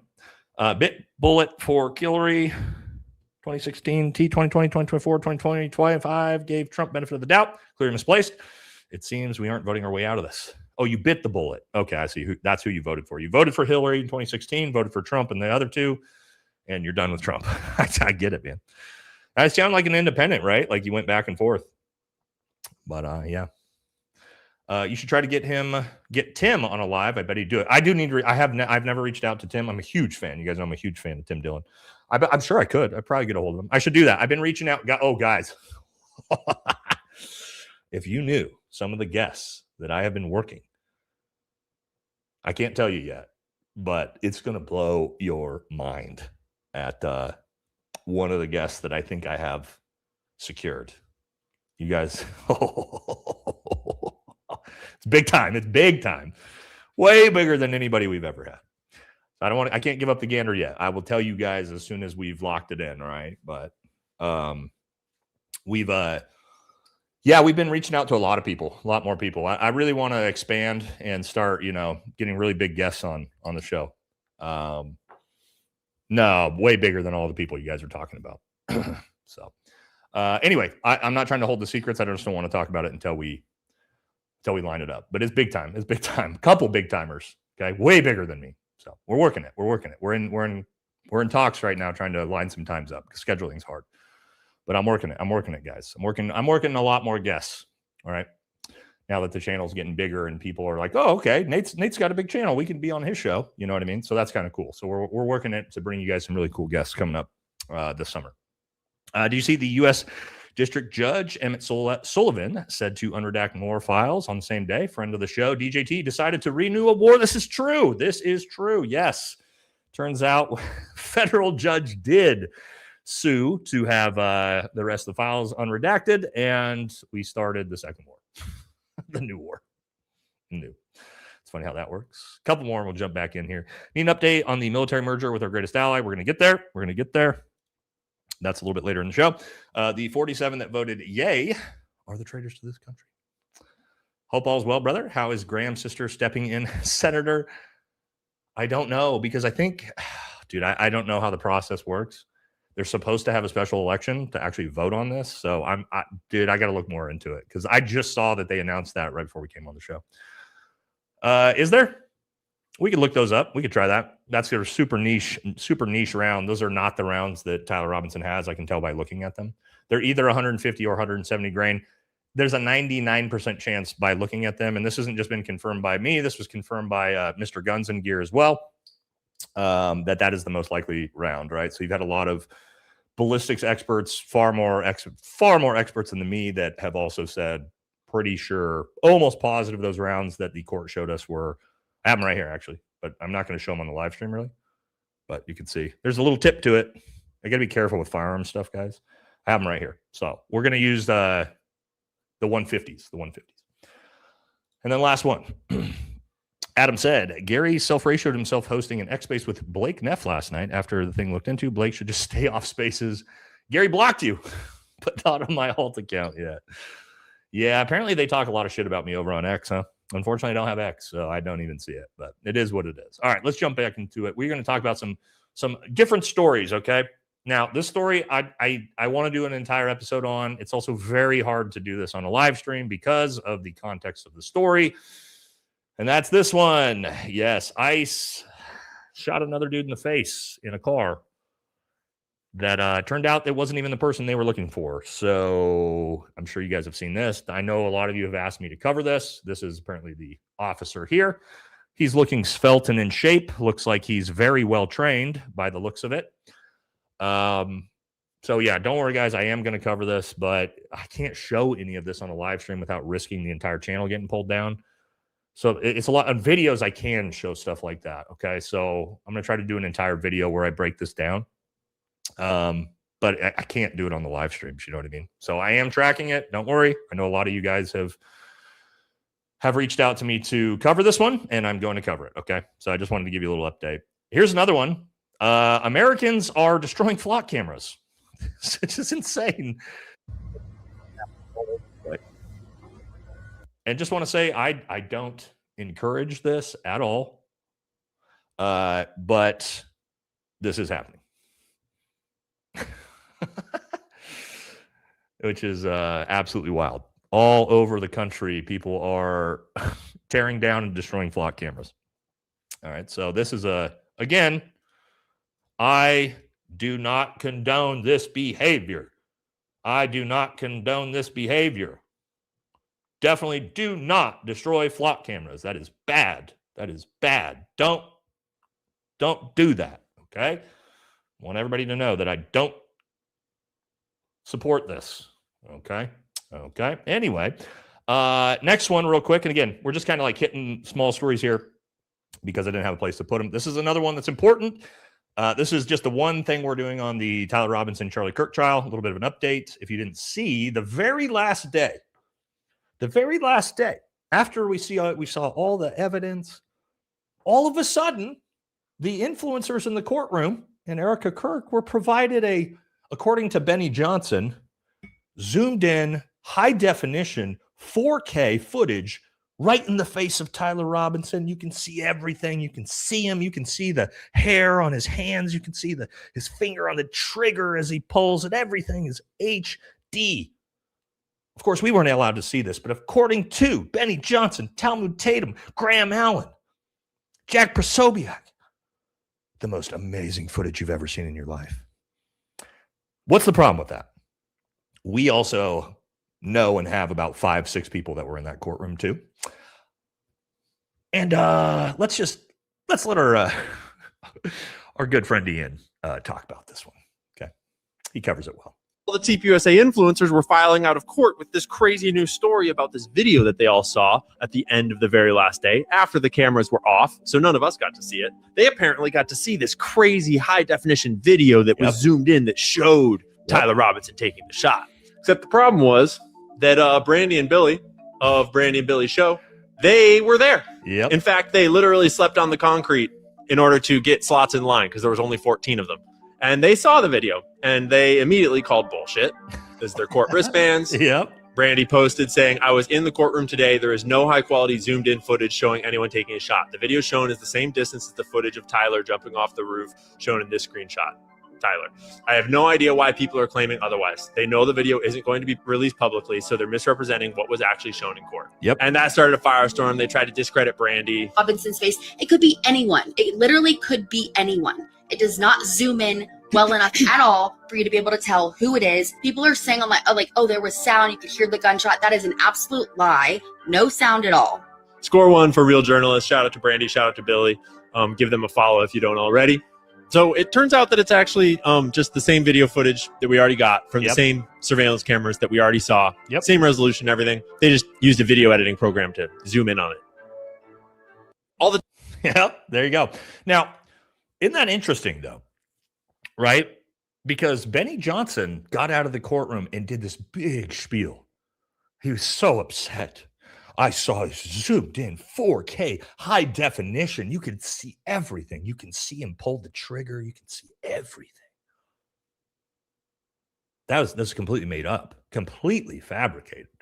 Now, why would see, this is it. Why would you do that? Why would you lie about that?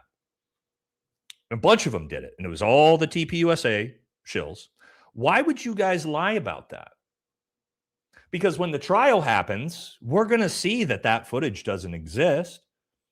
But I can tell you, I know why they're doing this. I know why they're doing this. And it's because what they're trying to do is taint the jury pool.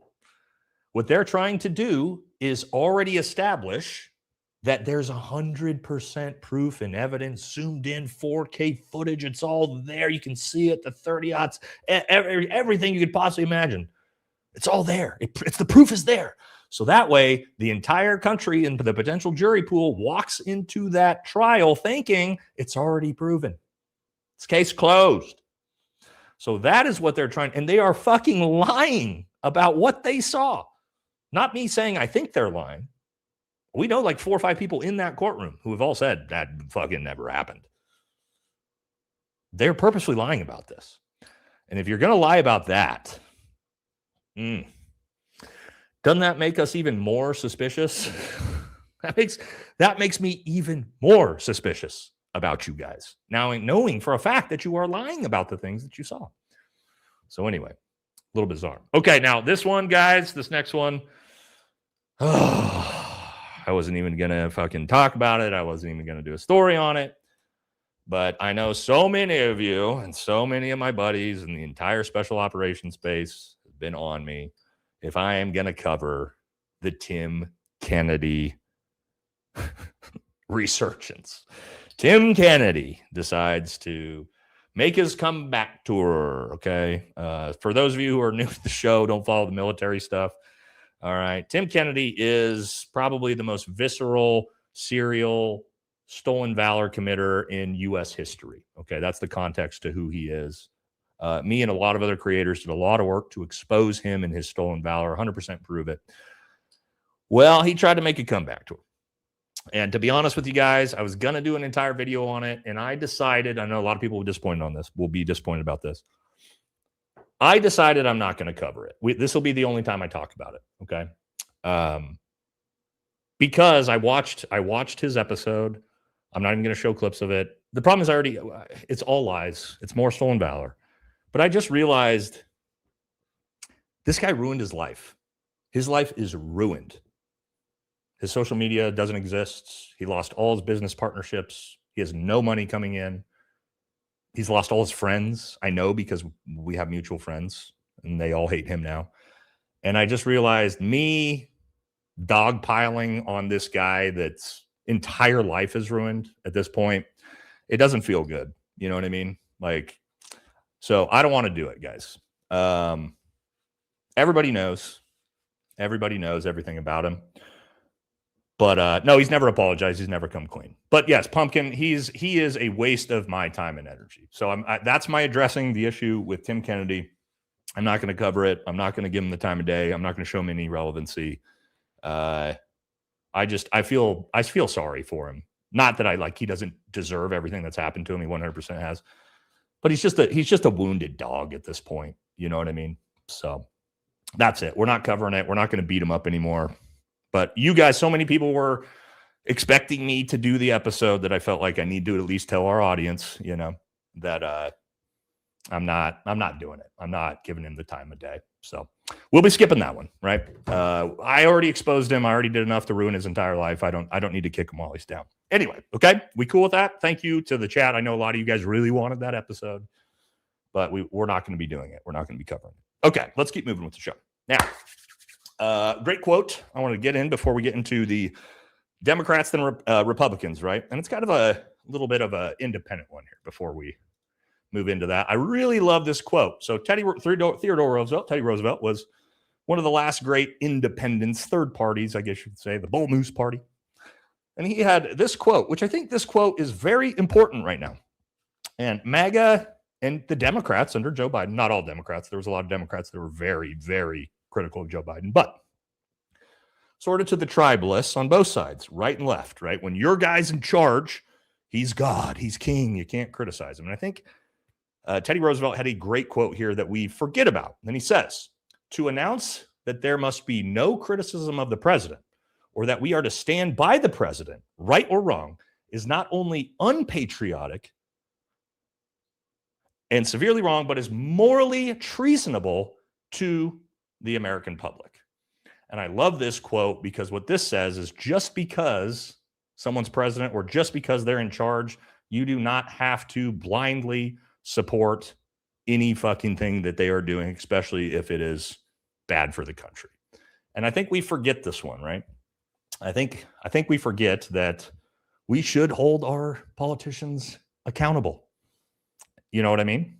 And if they are pieces of shit like the current one, yeah, it's actually unpatriotic to stand by and let them do these treasonable, and morally reprehensible things to our country, right? So I love this quote. That's going to kick it off before we head into what's going on with Democrats and what's going on with the Republicans. We are starting with Democrats tonight, and we're going to start with the GOAT. We're going to start with the GOAT, my favorite person on social media. You guys already know. Those of you that are fans of the channel already know who Nate thinks the GOAT of social media is, who his favorite social media creator is. Do you guys know? Do you guys know who my favorite is? Some of you guys do. Somebody's going to get it.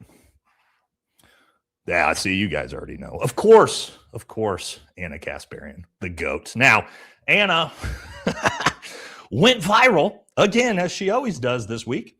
And here's what she went viral for on 4th of July. Friend of the show, Uncle BB, posts, "Happy 4th of July, America. Happy 250th Independence Day," with 37,000 likes. Anna responds, "Fuck you," and ratios BB into oblivion. The best part about this is then Anna then shared afterwards that Uncle BB blocked Anna's account. Yes, the absolute GOAT. Ratios him and then is blocked by him right afterwards. The absolute GOAT of social media strikes again. I mean, how can you not love Anna Kasparian? Right or left, right? Okay, let's talk about now let's get into the Democrats who are not good Democrats. And that is going to be leading it off today. Oh my God, this guy. Whoa, this guy this week, huh? Hakeem Jeffries, who announced that he wants to continue to use U.S. taxpayer dollars to fund the IDF. Yes. He writes this. "Dear colleagues, I write in connection with the United States policy towards our greatest ally." And this is all going towards him trying to push forward the new Section 224 and 219 and linking our militaries together. He is a traitor. This is treasonous. Yeah, Democrats, what are we doing? Can we please get rid of this dude? What are we doing? Can you please get rid of him? He is just like Lindsey Graham. Please get rid of him. Here we go. Here's James Lee covering the exact same story. Let me make sure that this is refreshed though. Here we go. Now listen to this. Want to stand together. Israel today, Israel tomorrow, Israel forever. God bless you.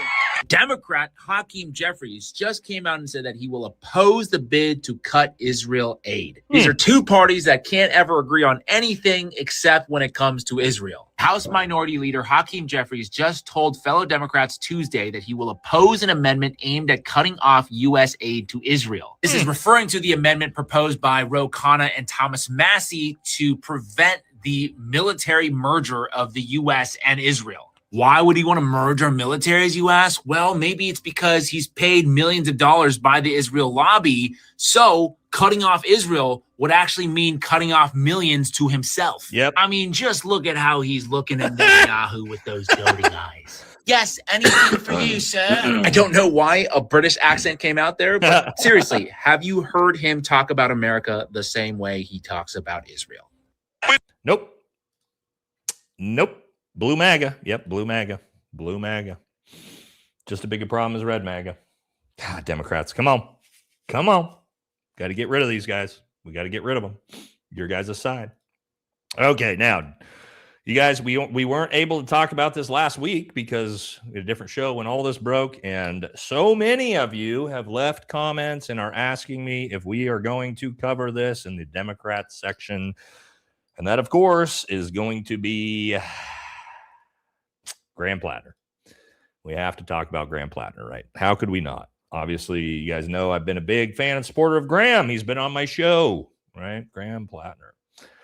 Now, we do know that Graham had to drop out of the Senate race officially following sexual assault allegations from, I believe, an ex-wife or an ex-girlfriend. And and he formally dropped out. He did not admit to what happened, but a lot of people want my take on this, obviously, because we've been big supporters of him on the show, which I'm not going to apologize for being a big supporter of Graham before any of this came out. None of us knew of anything like that. Let me give you my opinions on this. A lot of people are asking me. If these are egregious allegations and they are true, then I think it's absolutely disgusting. Okay. I don't support it at all. I think it's terrible to hear about. I do like Graham personally. But if this is true, it's terrible, right? And he should drop out. However, I will say this. It is very suspicious to me that this happened to Thomas Massey 1 week before his election. It is very suspicious to me that all of the anti-AIPAC candidates keep having sexual assault allegations come out against them right before their elections. It's the timing is suspicious. Everything is suspicious. However, I'm not saying that I don't believe the allegations or I don't think they're credible. I don't know anything about it. All I know is he got accused by someone. I don't think there's been any proof, but that doesn't necessarily matter. Okay. So I'm not going to support the dude and say, I don't believe this. I don't believe her just because I like him. No, I'm not going to say that. If the allegations are true, absolutely horrible, disgusting. But I also am very suspicious. I'm very, very, very suspicious of the timing and of the allegations. I am. I'm sorry, guys. I'm not somebody that's like, hey, believe all women no matter what. I don't believe anybody no matter what. Just because somebody accuses someone of something, I don't automatically go guilty, right? However, these things happen, and it could be true. Okay, so I hope they're not true. Sad to see, because politically, he was on it. He was one of the best Democrats by far. Ideologically and things like that. So I pray it's not true, but at the same time, he dropped out now.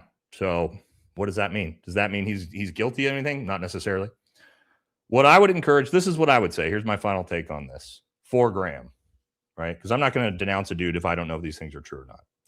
However, what I think Graham needs to do, if he knows, and he knows if they're true or not, if they are not true, and this is a hit piece, what I want him to do is I want him to file a defamation lawsuit, drop out for now, file a defamation lawsuit, take it to court, and prove your innocence through a defamation lawsuit in the court of law. And if you do that, and you win that case, come back into politics and run again. That's what I would encourage. Show the world through discovery, like Autumn just said, that you are innocent. And when you come back, I promise you're going to get even more support than the first time. Okay. So that would be my suggestion to Graham. Okay. That's where I'll leave it. I would encourage that, right? Discovery will show it all. She'll be able to prove it or she won't be able to prove it, right? So that's where I'll say with that, right? Just being honest with you guys. I'm not going to get up here and gaslight you and say, I denounce Graham Plattner because of some allegations. And I'm also not going to get up here and say, I support Graham Plattner no matter what. I'm not going to do that because I don't know enough about it. So that would be my suggestion to him. I think that's what he should do, because if he can prove it through discovery, through a defamation lawsuit, come back, I'll support him again, 100%. Until then, I go like this. It is what it is, right? All right, let's keep moving. Another Democrat, Fetterman. What's he doing? Is he a Democrat? Has he left the party yet? He says, he's issued an ultimatum to the Democrat Party. His ultimatum is, if the Democrat Party turns on our greatest ally, he's leaving the party. This fucking ogre. This guy's just the worst. I don't know.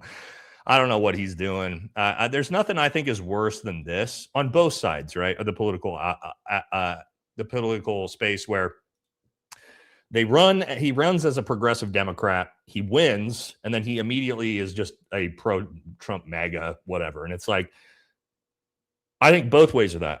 If you were a Republican that did that too, you ran as a far-right MAGA Republican, you get in there and you immediately denounced it and you move to the left.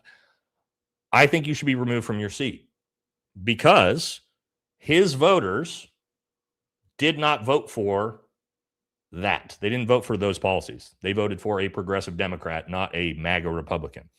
And so if you're going to gaslight and lie to your base and your voters and trick them so that you can get elected in an area that maybe is easier to get elected as a Democrat, and then it just turns out you're just a Republican. No, I don't think that should be allowed either. So he's got to go. He's got to go. I think he's just not honest, right? He wasn't honest about who he is. He wasn't honest about what he believed in. And I don't think you should just be able to I'm a Republican now. Just kidding. And I don't think you should be able to do it the other way either.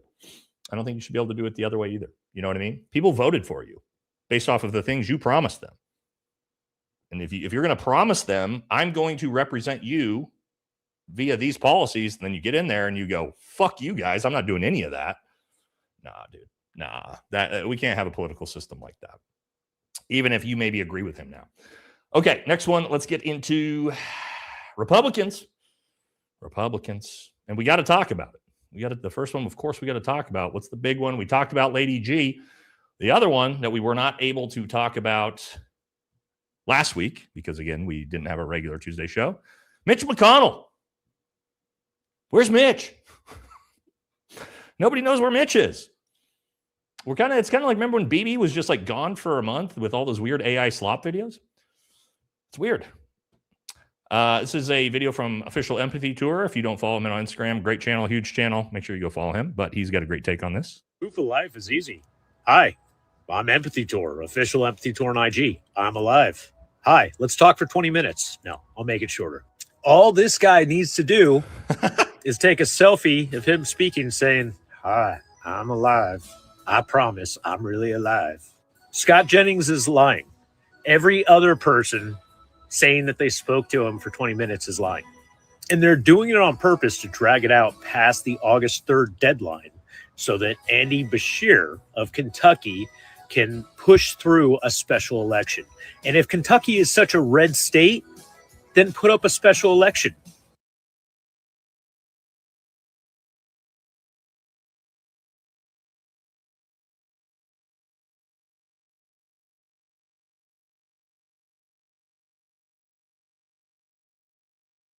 McConnell's disappearance all comes down to one date, and that's August 3rd. Under Kentucky House Resolution 622, if a senator vacates their office for any reason, the governor must call for a special election. But this recently passed resolution conflicts with the state constitution and remains legally unchallenged to date. So if McConnell's team can keep his seat occupied and drag this out just a few weeks more, they can trigger a massive legal gray area. And under Kentucky law, if a patient is only kept alive by a ventilator, 2 independent doctors can legally declare incapacitation to vacate the seat. But next of kin has to sign off on final medical decisions. And where is his wife? Well, she's in Beijing. Even if the GOP runs out the clock for a special election, we still have one big question. Who has been running McConnell's office and representing Kentucky's constituents? Now,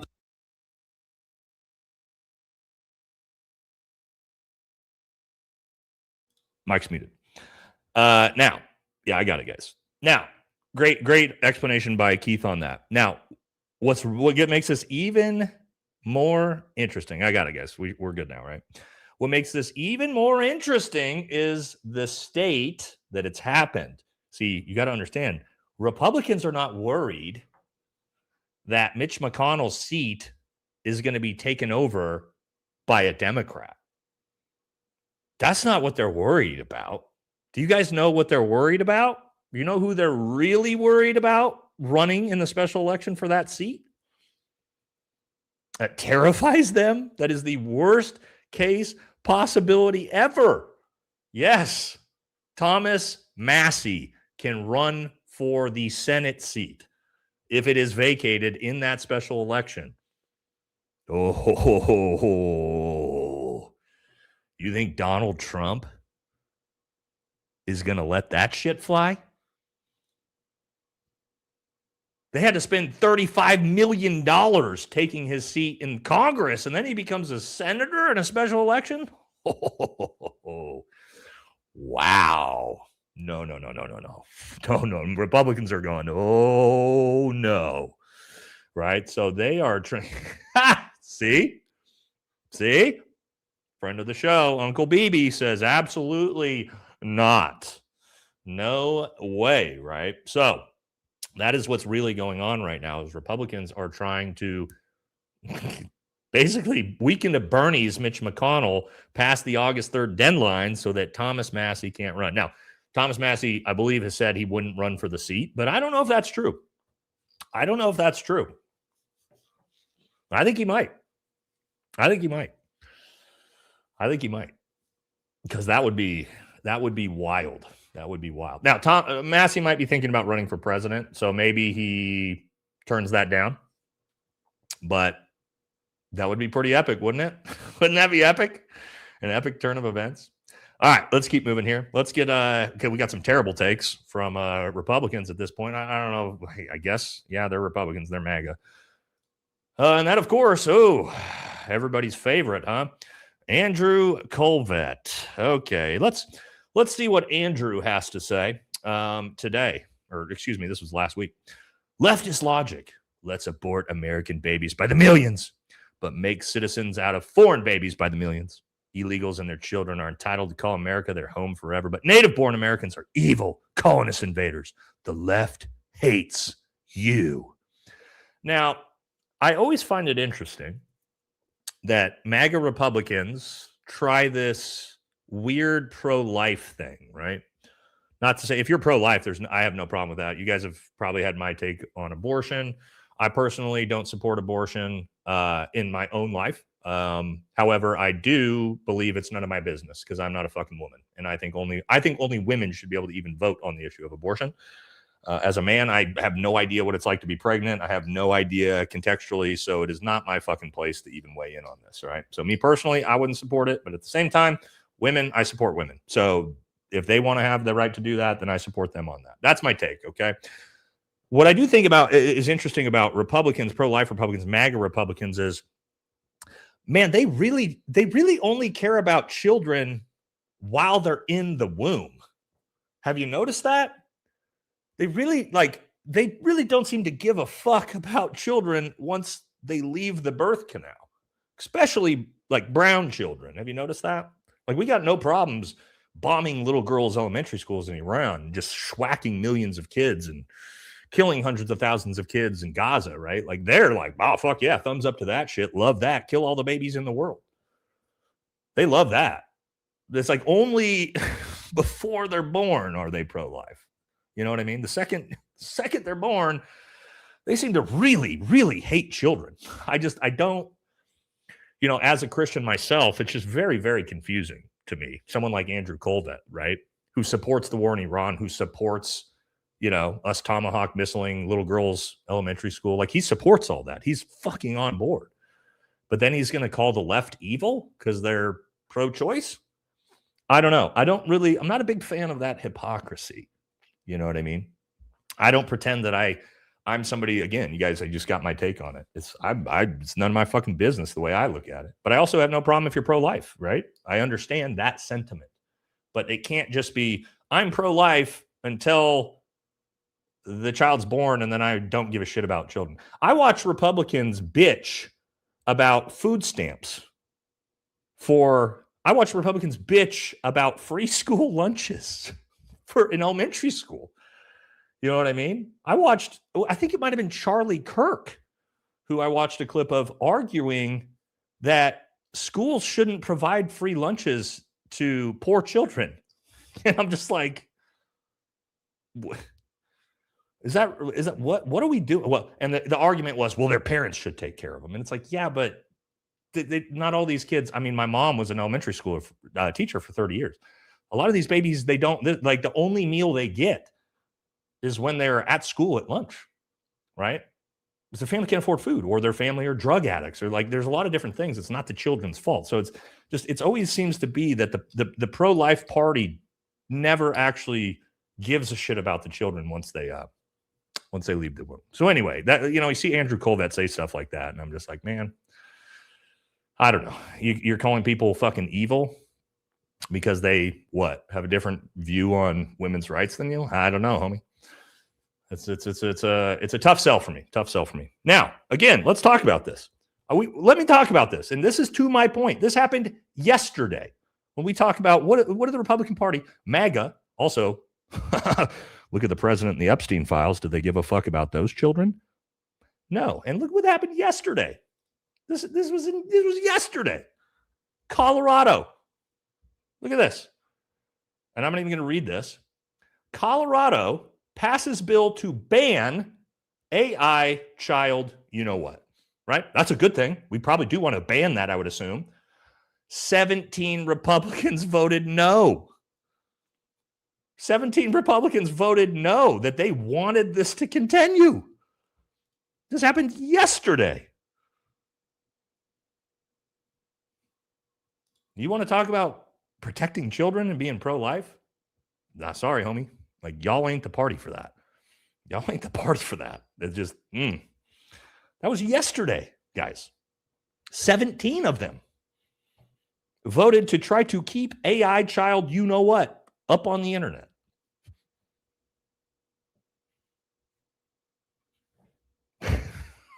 Right? It doesn't even seem real, but that's real. That was a real vote in Colorado State Congress yesterday. It's pretty wild, though. No, zero Democrats voted no on that. I don't know how to, that's not even a bipartisan thing. That's like the easiest thing ever, right? But anyway, I digress. Here's another one I'm seeing all the time, right? The big, from Republicans, the big Islamophobia, communism scare push. I keep seeing this one, and it's a little confusing to me, right? Whether you like Zoran, you don't like Zoran, but they keep doing this. They keep talking about how, like, September 11th, and they conflate Zoran to September 11th. And I'm a little confused. Zoran is Indian. I don't think there was any Indian dudes. Whether you believe the official narrative that it was Saudi-backed Al-Qaeda, whether you believe the conspiracy theory that it was potentially our greatest ally, right? Whether you believe the conspiracy that it was an inside job by our own government. I don't remember any theories of Indians being involved in the attacks in New York on September 11th. It's just, look, it's MAGA, right? And I get it, the scare tactics. We try to scare the Fox News boomers. Like, look at this brown guy. This brown guy's in charge. He's a mayor. Oh, 9/11. But it's like, how are we conflating the Indian guy to September 11th? Just anyway, guys. Maybe, I don't know. I get it, slop, you know what I mean? But the fact that they just like shove that as a scare tactic is wild, right? Because like, if he was like a Saudi, you know, then all right, whatever, it would still be dumb as shit. But I mean, come on. I do read all the super chats. You gotta wait. I don't do them all at once, right? We typically do most of the super chats at the end of the show, and then I read all of them. So if you guys just started following us for the Charlie Kirk content, we had to skip over some of the super chats because we get to the end of a 10.5 hour stream, and there's so many that we can't get to them all. Okay. But on my regular shows, as the audience knows, I read all of the super chats every time. Okay. So, but you got to wait. You got to wait until we get to them. I try to do them intermediately throughout the show, and then all the ones left, we hit them all at the end. Okay. So don't worry. I'll get to them. All right. Now let's get a couple more really good takes. Really good takes from MAGA, because they always have the best ones, right? And again, we've been beating up Democrats and Republicans tonight, right? We're fair. For the highest ranking gay public policy office holder, I believe, in the history of America. And I'll bet you there are some people watching that don't know that what I just said, because you're not a member of the Biden administration. That hasn't been the top line of your resume. You're not the first and proclaimed and celebrated because of that fact. That's been a fact in the background, unimportant to the Trump administration. I'm just curious what that says about you and the Trump administration. Well, it's what it says about President Trump. President Trump created the cabinet, not because who you go home to at night, not because of the color of your skin, not because of your religion, not because of some background, created it based on merit. So like I go to the office every day knowing that I was chosen on merit. Okay, let's talk about this, all right? Now, it's interesting to me that Scott Bessent, I love how they portrayed it here. You know, most people don't know that you're gay, and it's this big secret, and we never talk about it because we're not the Biden administration. What are you talking about, MAGA? I've seen him do that same interview like 17 times. That's all you guys talk about when you talk about Scott Bessent, is the fact that, look, we have a gay guy in the admin. You talk about it nonstop. What are you talking about that, oh, it's this big kept secret because nobody cares? That's all you guys talk about with him. But also, look at this. Let me explain something. I'm sorry. Are we pretending now that the super rich, wealthy, white gay man is somehow the victim on the DEI charts? The super wealthy white man who is gay? Let me explain the tiers here to the way the DEI system works, or the way, you know, victimhood works, okay? You've got straight white male up here at the top, not allowed to complain about anything, right? No DEI, no nothing. Do you know who's like 1 inch below that, above everyone else? It's the wealthy white male gay guy. He's right here underneath straight white male. Okay? It's like pretending that a super wealthy white male who happens to be gay is somehow like this poor victim. What are you talking about? That's straight white male, gay white male, then everybody else on the DEI charts. So there's this idea that's like, we've got one really wealthy gay white guy in the admin. Look how progressive we are. It's like, what the fuck are you talking about? I'm sorry to, it's like they're also, it's like one of the, just the victimhood status here. I've got plenty of gay friends that are wealthy white dudes that are like, dude, not a victim of anything. You know what I mean? So again, especially one you didn't know was gay. That's just a wealthy straight white male to most people. You know what I mean? So again, it's just so dumb when you see stuff like this of like, look how progressive it is. It's like, okay. Oh, okay. You know what I mean? But anyway, I just think it's hilarious when I watch the Trump administration push that. That's like, oh, look at this. Look at our DEI over here with this, again, a dude it's a super, super wealthy, connected white man. So whatever. But I see that nonstop as if like, wow, Trump's so amazing. You know, it's like, okay, dude. You know what I mean? Is what it is. Anyway, I just think it's funny. Now, let's get some oh boy, here we go.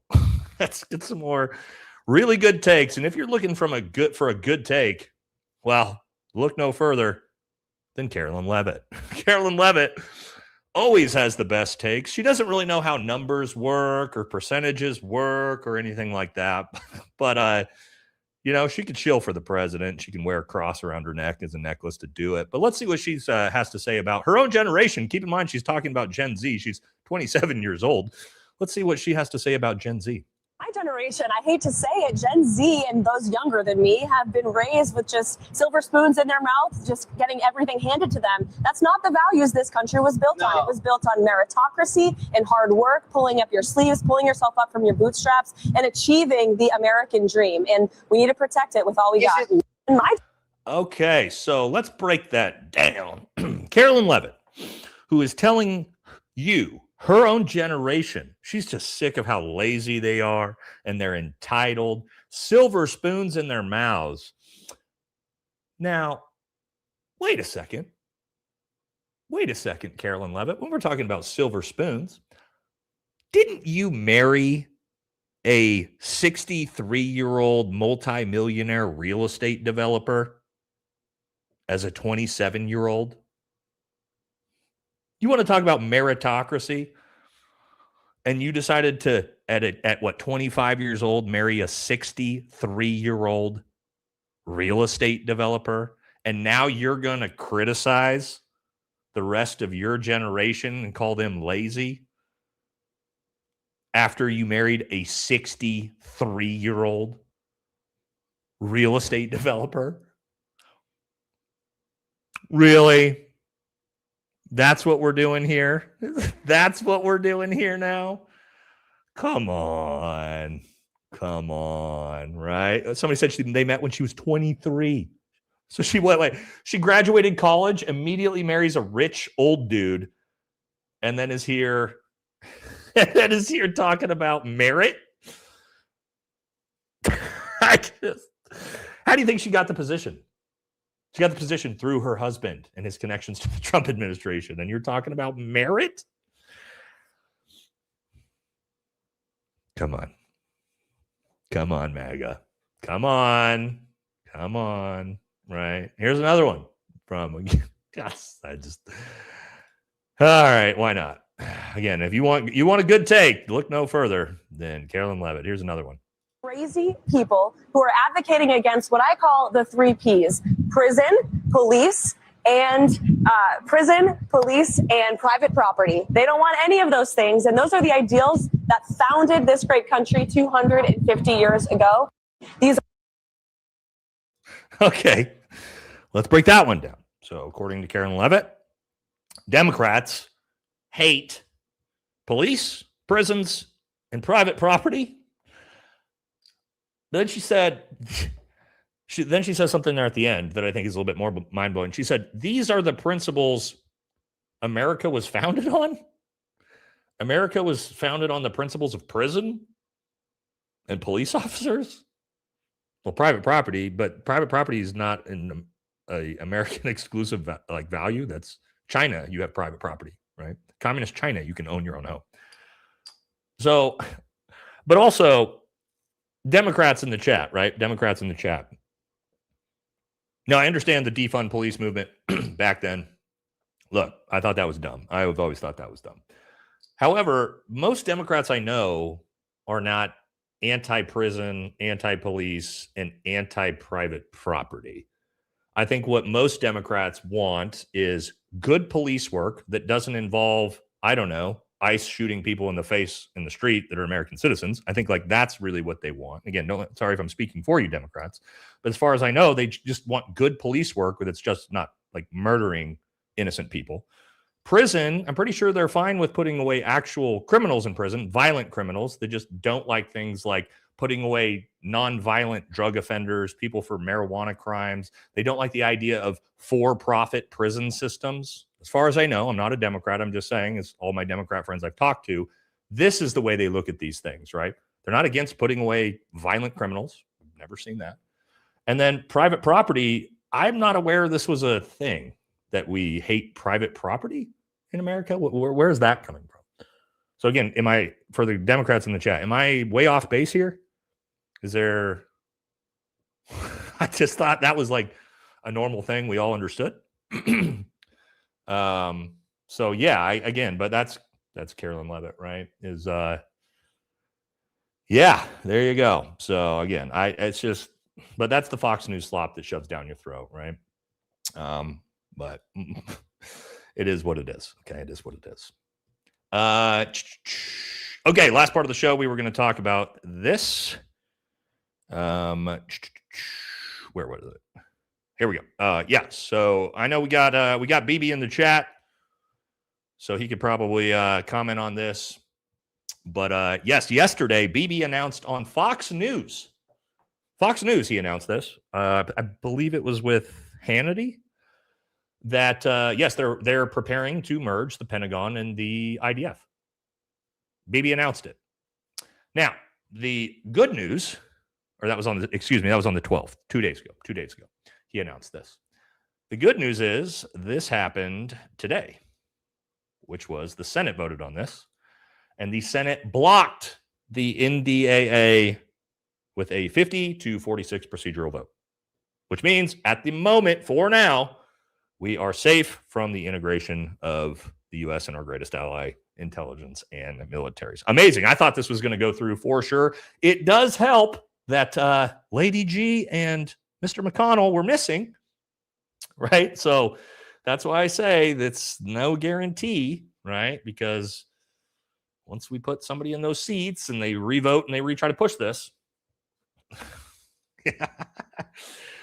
I know, BB. I know. It's not, hey, hope's not over yet, right? That was the initial vote. They could probably restructure the bill and try to push it forward again when they have enough votes. But at least for now, right? It's a good start for now. The first attempt at it, at least, was shut down. Okay. So, whoo, yes. And yeah, very, very close, right? Like, it's like one vote away. But we're at a good start. I like to see that. I thought for sure that was just going to get landslided through both the House and Senate. Today, it did get voted down, the start of it. All right. So good news. There's been a lot of good news this week. Guys, we haven't had good news in forever. Right now, there's also some not so great news, like the war being restarted and things like that. But we did have some good news this week. So, and that's some of the good news coming out of Congress, coming out of Washington. A lot of that good news required some people to die. but I guess on the other side of those unfortunate passing aways, yes, there was some decent news here. Okay, so we did it for now. Woo! Yay. Okay. All right, guys. We are a little over 2 hours in. We have finished the regular portion of the show, which you know what that means. Oh, guys, I keep forgetting to tell you about this. Pinned comment. For those of you who don't know, we have a clips channel that we've actually started really putting a lot of content out on, right? We got shorts over there. Also, if you guys like watching the live streams, if you ever can't watch the entire live stream, we are now putting out short segments of the live streams, like all the best clips from the live streams. We're putting those out too, short 3-4 minute clips plus shorts. So if you want to go subscribe, it's in the pinned comment. It's my own channel. It's my clips channel. Feel free to support. It's a good way for you to get the cool, ridiculous clips of mine without necessarily having to watch the full 2-hour show, 3-hour show. Okay. So, go subscribe to that if you want to keep up with the clips and everything like that. Now I would appreciate it. We're trying to build that clips channel out. So, okay. Anything else? I think we hit it all. Today. I think we did all the PSAs. Again, Friday, 5 p.m. Pacific will be that panel between me, Ben Pappas, Aaron Love, Jake Zweig. Again, we have a Green Beret, MARSOC, Lieutenant Colonel, Navy SEAL, Air Force PJ. We got the whole special operations. We don't got a Delta Force operator. Man, I could get Brent to come on. He's busy though. But it should be good because we're going to talk about the Iran war and everything going on, and a lot of good perspectives there, and a lot of knowledge on that, right? So that'll be a cool one. That's Friday. Tomorrow we have the new ballistics test. I'll try to have that video out on Thursday. And then early next week, I'm going to try to get that live stream out with Elizabeth Lane as well, so we can talk about the Kirk trial and Tyler Robinson trial, excuse me. And again, she was there at the trial. We'll have the new ballistics test to talk about, so that should be a cool one too. That should be early next week. I still got to coordinate with her on it. And then we got some really cool guests coming up too, like I said earlier. So excited for that. I have reached out. I can't give it away, right? But it's the best. It's some of the best guests that you guys all know, and they're the biggest in the space. Okay, so we're working it. All right. Can you link the clips channel in chat for everybody? It should be the pinned comment here. If it's not, I will put it in the. I will pin it right here. Is it pinned already? I thought I pinned it at the start of the show. Is it in the pinned comment, mods? Do I already? It's in the description, yeah, but I want it to be in the actual. Mr. Let Go's here. Wait, is Aaron in here? Well, shout out to Mr. Let Go if he's in the chat. He was one of the people that was streaming with us last week. We done 2, 3, 4 shows with Mr. Let Go at this point. Okay, it should. Yeah, it's up. It's up in the clips channel, right? You guys said get Cappy Army on the show. So I just talked to Chris the other day about potentially doing Yeah, I did reach out to John Kirkrow. That's another guest we're working right now. But I did actually talk to Chris not that long ago about doing some more collaborative content together. So I could do that. I could reach out to Chris. We've done quite a few shows together. So yeah, I'll mark that one down. That's an easy one. I can just text him. Yeah.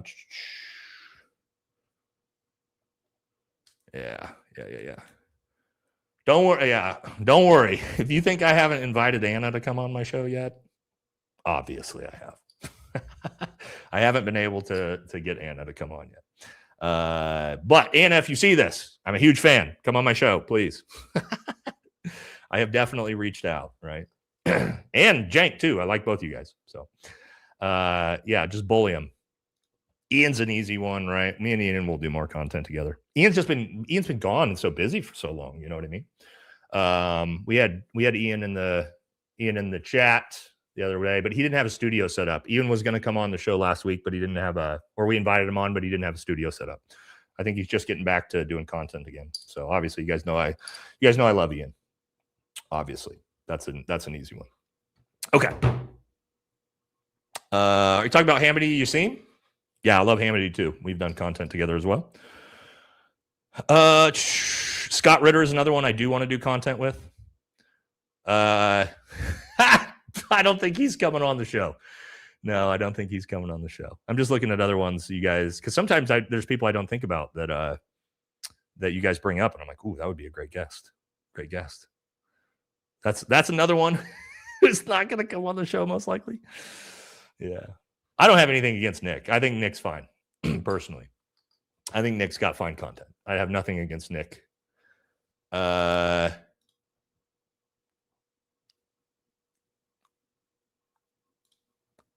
not going to say anything.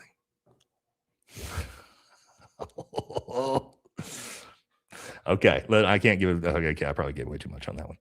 All right, we did show Mochi the kitty on already. Yeah, I probably gave away too much on that. But anyway, I'm not giving up. I'm not giving away any more gander on it. All right, we got some really cool guests that we're working on getting lined up. Okay, so I don't want to give them away because they're going to be awesome when I can announce them. All right, let's do it. Let's jump into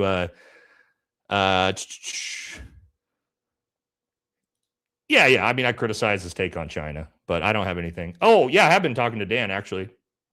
Yeah, I might. We're trying to figure out a time, but yeah, I've talked to Dan about doing a show together. I'm going to be in Vegas next week for my birthday, and planning on seeing Dan when I come out there. So yeah, that's an easy one.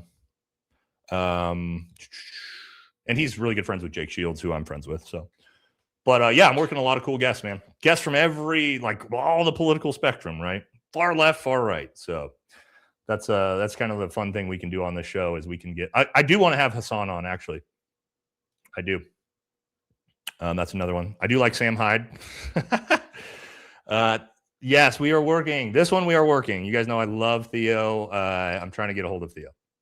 He's so busy. It's a hard one to get a hold of. But yeah, again, guys, I'm reaching out to all the coolest ones, all right? So we're working hard to get some really good guests. I could get Sabby. Yeah, we have a lot of mutual. Well, I don't know. I shouldn't say that because I haven't talked to her. But we have a lot of mutual friends. So that would be one. Okay, we did it. I'm not giving away anymore. Okay. Just all really, really cool guests that we're working on. All right, let's jump into it. Let's do it. Let's hit the supers and keep moving, huh? All right, let's do it. Totally off subject. Any plans to do? This is the Tim Kennedy channel. Hopefully you were here when I explained that. No, I'm not going to be covering Tim. I'm sick of him, and I don't want to give him any of my energy because it's all negative, and all he does is fucking drive. It just irks me. So no, I'm not going to be doing any content on it. Yes, brother. Rokana was arrested by the IDF over the weekend. Please look it up. Okay. Well, we are definitely going to cover this. I didn't hear about this. If this is the case, this is insane. I can't not cover that. I'm surprised I didn't see that one yet. I've been crazy busy though over the last week, and then I took the whole weekend off because I was like, after live streaming for 50 hours and then putting out videos after that every day, I was like, I got to get a couple day break before I come back, refresh myself so I don't get burned out. But now I'm back, so I'll look it up. Thank you. Bobby, thank you, brother. Says, I've got to pull 15K out of my retirement fund to fix my adult's daughter's teeth. Oh, how about we take that financial aid, more money, and give it to medical plan for the American people? I'm a huge fan. Let's do a poll on this, man, because I think this is one that, like, I know people every time I talk about this, you have people that are like, socialist. And I'm like, is wanting my American tax dollars that I pay to go towards giving Americans healthcare, is that really socialist? I don't know. So I want to get your guys' take on this. Maybe this is just, I do have some socialist policies that I like. You guys know that. But I want to get your take, right? And let's actually get the take on what people support. And I don't think we've done this one before. Do you support universal healthcare? All right. Right, wrong, or different. No judgment. Just, do you personally support your tax dollars going towards universal healthcare, free healthcare for all Americans? Okay. Let's we don't need to discuss right now like what that would take, the money involved, all these different things. Would you support your tax dollars going to universal healthcare? Let's see what you guys think. I'll be interested to see, because on my channel we've got a very conservative audience, but we also have a wide range. We got a lot of progressives in here as well. So let's see what we think overall. And yeah, sorry, Bobby. My daughter is going through all of the braces and teeth work as well right now, and yeah, it's not cheap. It's not cheap. Thank you, brother. Orange is the new black. So criticism of DJT is racist. You anti-orange, Mike. How dare you? Do you care about the orange community? Yeah, I guess you're right. I guess you're right. I am always a big proponent of supporting all the races, but I guess maybe you caught me. You caught me. I didn't realize I was a bigot against the orange people, but you are who you are, I guess. That's the way it goes. Hey, Nate, I know this may be an unpopular thought. You never know. But have you thought about asking Plattner to hear his side of the allegations? I haven't heard anyone reaching out to him about dropping out. Yeah, so I mean, I literally could text him and ask, but I haven't wanted to, not because I am worried about talking to him about it. I don't want to, like, he's going through a lot right now, right? And to like reach out and be, you know what I mean? It's kind of like one of those things of like, I know it's probably really shitty for him right now and probably getting hit up from every angle. And I don't really want to like be like, hey man, do you want to come on my show? Not that I would 100% let him come on the show and talk about it. You know what I mean? But it's a shitty time for him right now for sure. But I would definitely give him the opportunity and the forum to do it if he wanted to. I'll probably shoot him a text. I haven't texted him yet about it, because again, not that I wouldn't or anything like that. It's just, I know he's having a rough time. He's having a rough time right now. So, but that is a good idea. I'm actually going to consider shooting him a text and just see how he's doing and ask him about that if he wants to. Graham, and I know Graham watches the show, so obviously, if you want a chance to come on and explain your side of the story, you always are more than welcome to. All right, fellow Oregonian here, Medford area. There's a dozen flock cams just in the Lowe's parking lot. They are saturated here in the South. Well, make sure you don't do anything to those. Adam says, I wasn't even being mean to him. He simply lost the ballistic debate with me and he said, I can't. Yeah, it's funny how that works, right? Yeah, it's funny how that works. I've had that happen myself. So it is what it is, I'm confused. Will we negotiate and help legitimize the Taliban, but we are still trying to stamp out communism? Just saying. Yes, we're trying to legitimize al-Jilani, the former leader of al-Qaeda, as one of our allies in Syria, but not, the scary communism. Again, I didn't even know we had, of course, there's going to be people that identifies communists in America. We've got every possible thing here, but like as a systemic thing in America, I didn't even know communism was an issue at the moment. Maybe I'm just not seeing it, but it is what it is. You think there will even be a midterms? I doubt it. I do think there's going to be midterms. The 2028 election cycle is the one I'm going. But yeah, midterms. I do think there's going to be midterms. 2028. I've got my suspicions about that one for sure. I'll buy SpaceX stock at 86.47 a share. Pun intended. There you go. To Nate the Freight. Thanks, Celtic. That's a funny nickname. You were blessed with broad shoulders for a reason. Thank you for navigating through all the storm. I was.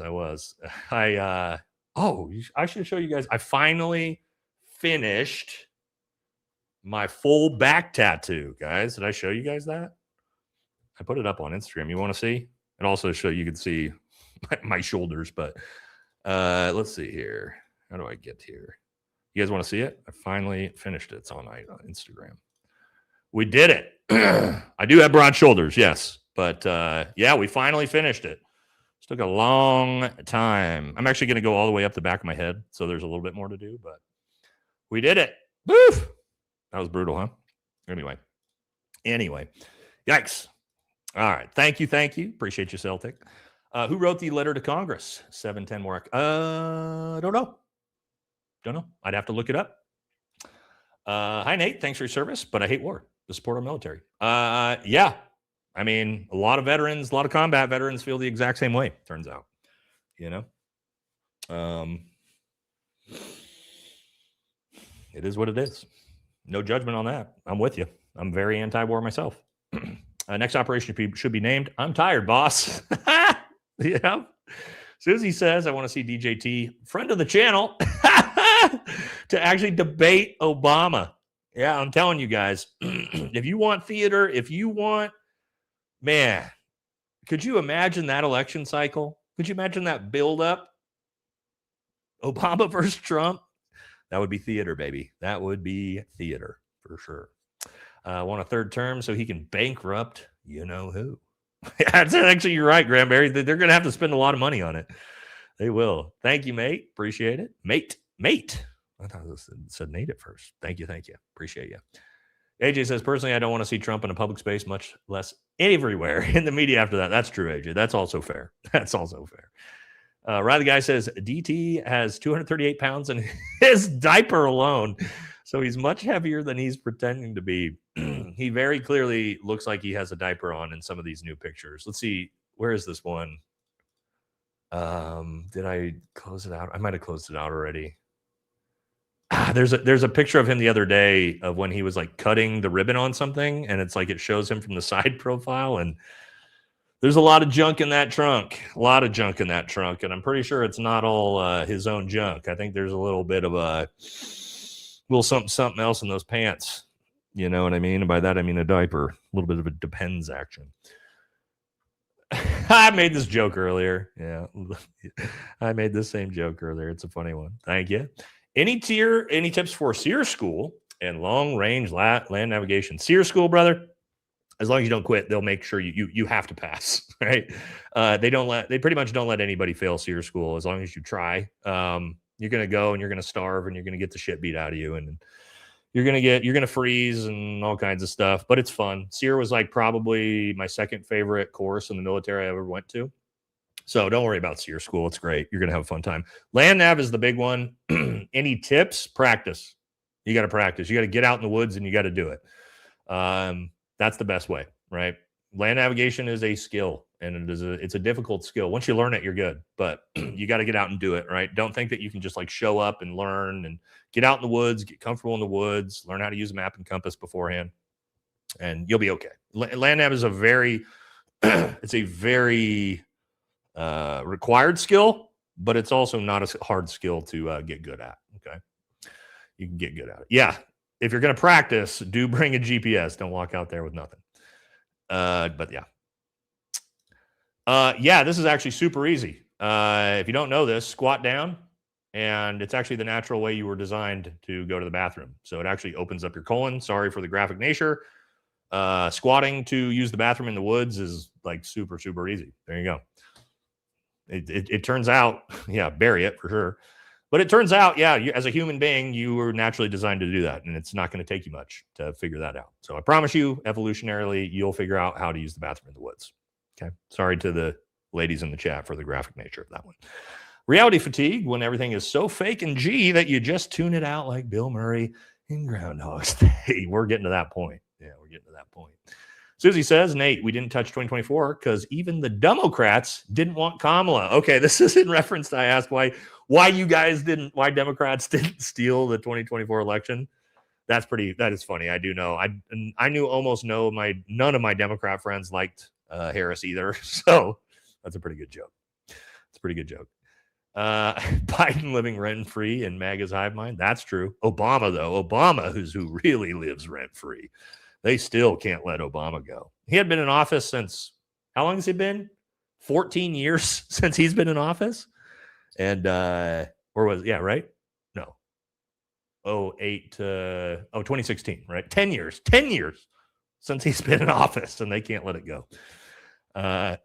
In regards to Lady G's passing, I think there's nothing to see here.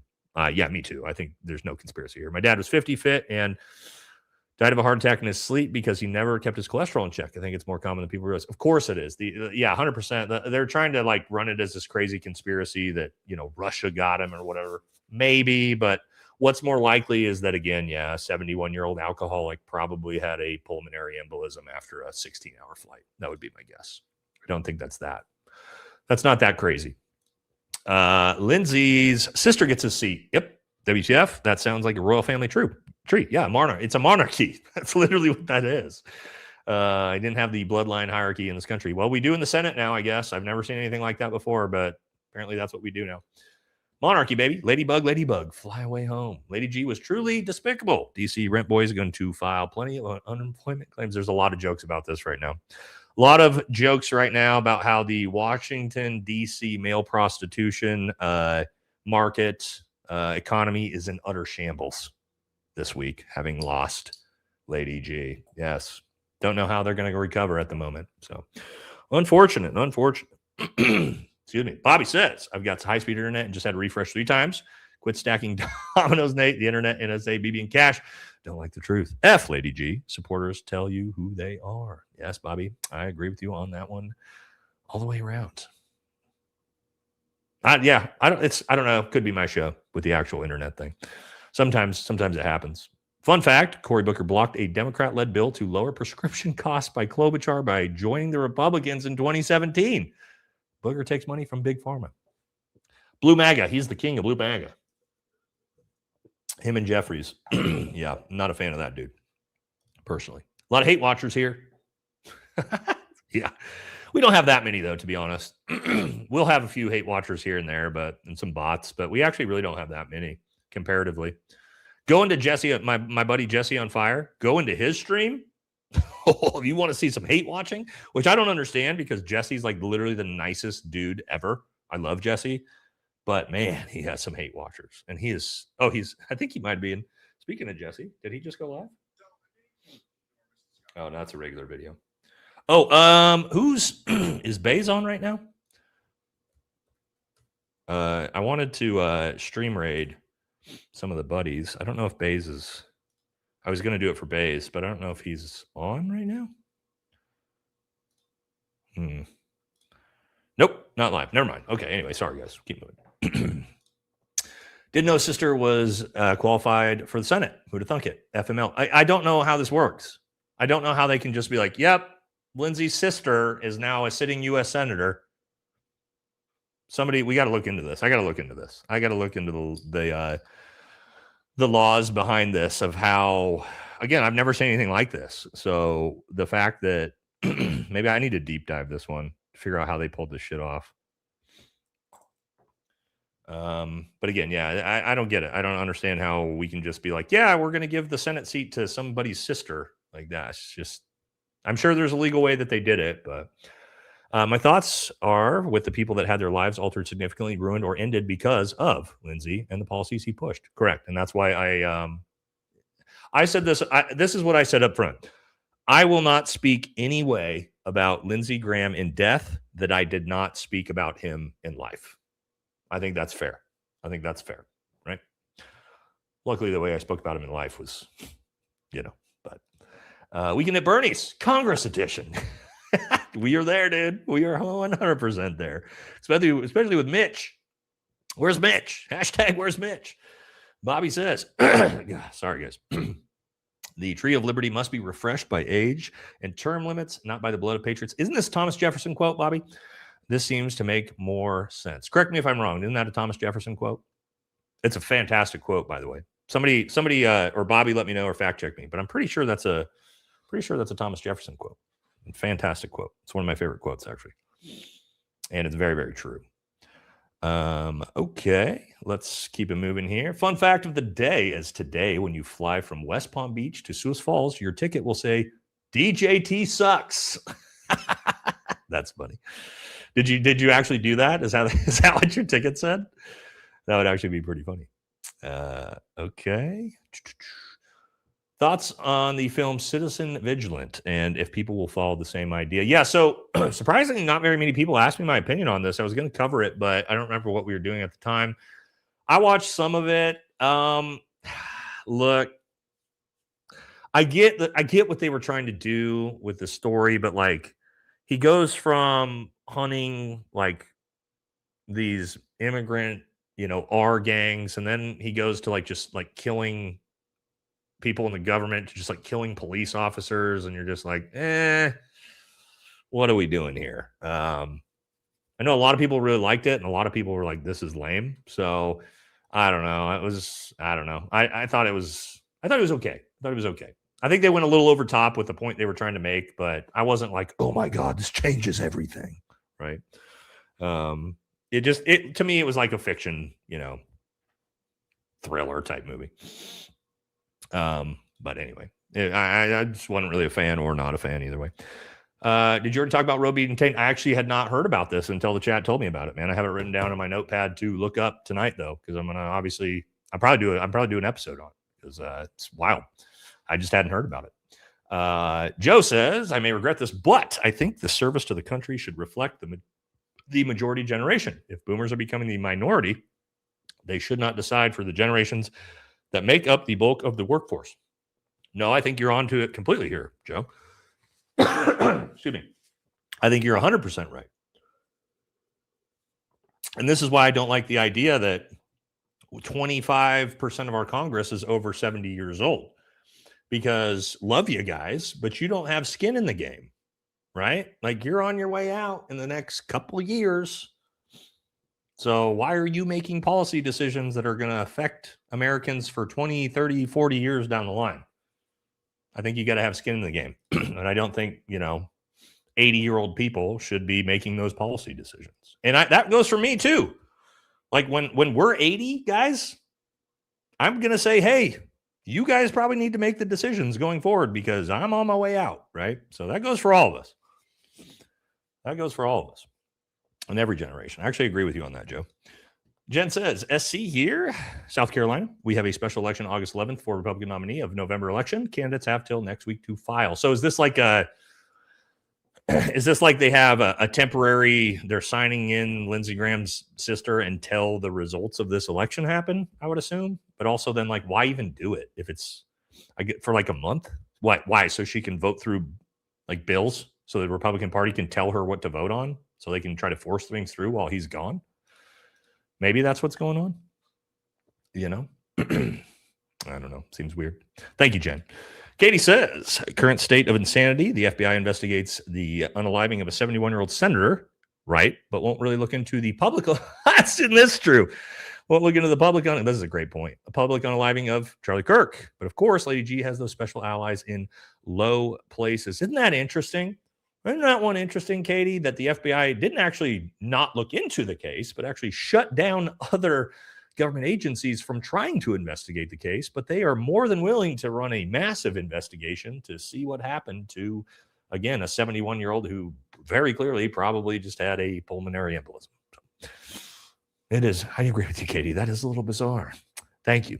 Do not cut down flock cameras and do not spread bamboo seeds at the data centers. Thank you for your attention to this matter. I agree with you. Do not do either of those things. Chat, do not do that. That is bad. It's bad.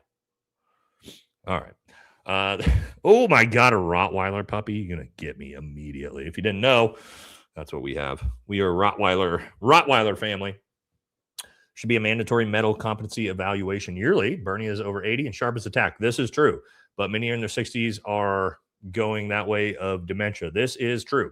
Doesn't just because you're 80 years old does not automatically mean you're not mentally able to do the job. That is true. It's more likely you're not able to.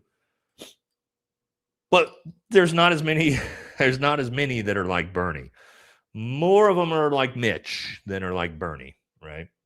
More of them are like Mitch than Bernie when it comes to that. Flocks are worse than people realize. Most people can't leave their street now without being seen and heard. And look up your local map. Be informed. Yeah, it's just it's the surveillance state, right? Sorry, real quick, guys. I got to blow my nose.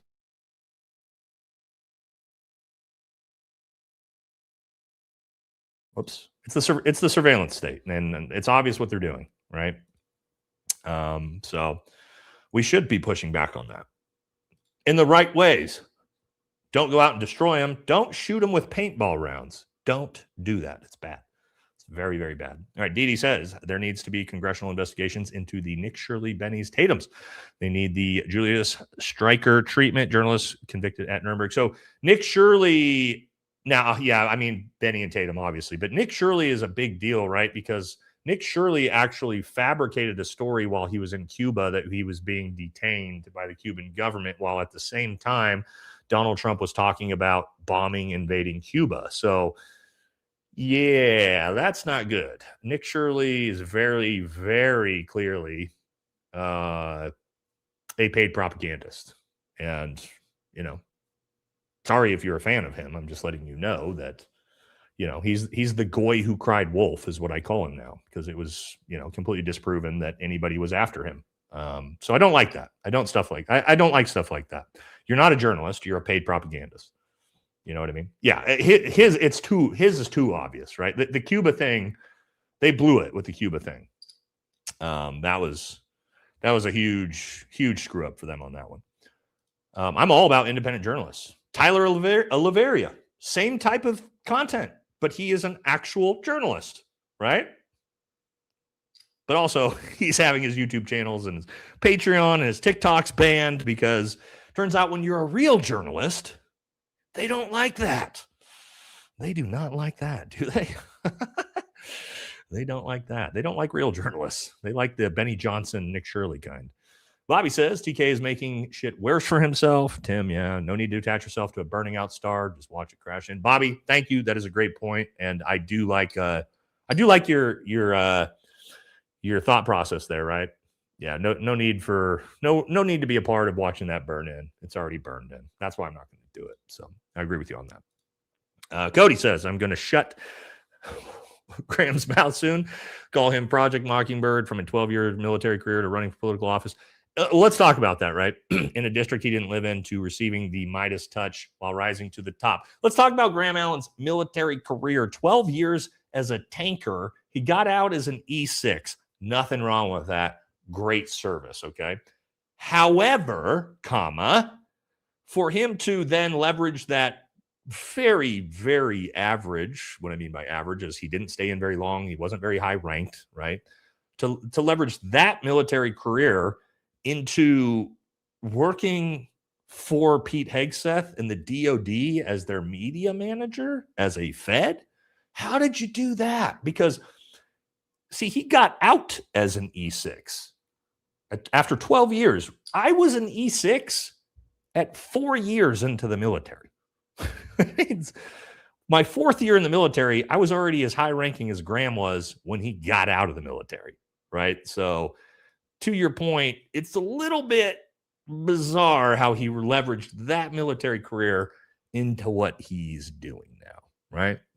And again, nothing wrong with that service. Absolutely nothing wrong with that service. But what you're like, how did you get connected to Pete Hegseth and the Department of War? None of it really makes a whole lot of sense, right? Again, not judging the service. I respect everyone's service, whether you do 3 years or 30. Just sometimes things like that don't make sense, right? Sometimes they don't make sense. I'm not saying I'm special, although I literally was in Army Special Forces, right? But my point is, what I mean by this, guys, is you would expect someone like Joe Kent, right? Joe Kent to get a position like that. Someone who did 20 plus years, 10 plus combat deployments, like special operations, high ranking officer, lieutenant colonel, somebody like Ben Pappas that we're going to have on the show. That's the type of person's military career that you would expect to be able to leverage what Graham Allen has done. You know what I mean? That's all I'm saying is This doesn't equate to that in a lot of ways. So something fishy is going on there. Feds gave MNDA evidence on ICE. Good, pretty. MNDA. Feds gave. I'm not sure I understand what we're saying here. Gave MNDA. Minnesota District Attorney? Is that what you're saying? The evidence? I don't think they did anything about that, did they? They didn't do anything. Like, has anything been done about what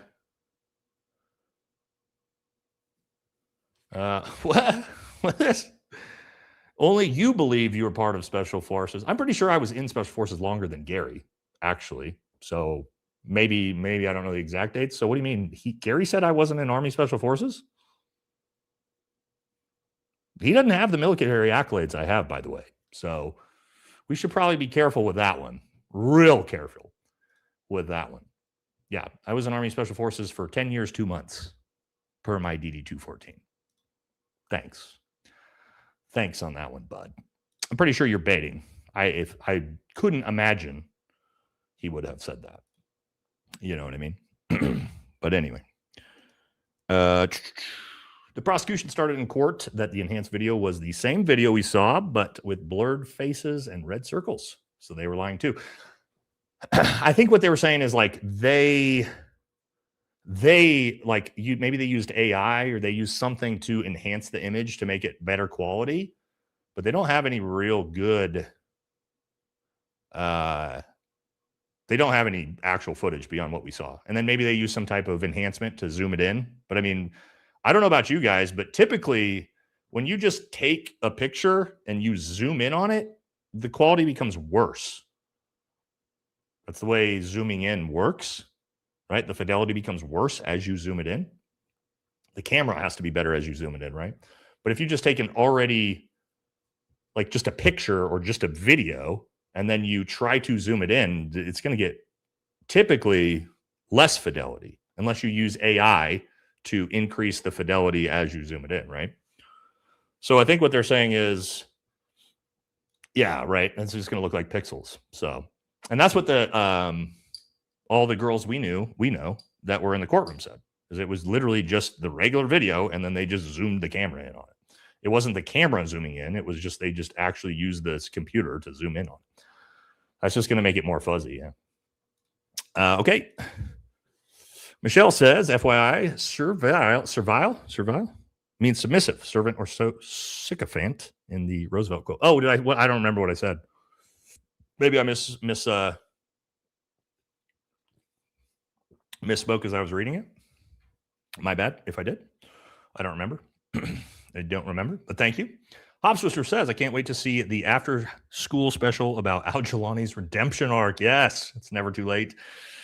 That's the president of Syria, by the way, former leader of Al-Qaeda. It's never too late to go from a murderous you-know-what to a respected head of state. I hope it's a cartoon. It is a rags to riches story, is it not? There used to be by the way, guys, there used to be a $10 million bounty on his head by the U.S. government for his actions while he was with Al-Qaeda. And now he's one of Trump's best friends. So there you go. That is a rags to riches story, is it not, ladies and gentlemen? All you got to do is support Bibi and give him the Golan Heights, and you too can reinvent your life, it turns out. There you go. AJ says, I think AIPAC will just do it with another one of Plattner's exes. Yeah. Didn't he have, there was like multiple of them, I thought. Well, I mean, it happened to Thomas Massey too, remember? Happened to Massey right before, like, what was that, like 7 days before? This is what I mean. We keep seeing this, right? And this is why I say I get a little suspicious. Like, this isn't the first time. They keep doing this, or this keeps happening to anti-AIPAC candidates. It's not happening to any non-AIPAC, or it's not happening to any AIPAC candidates.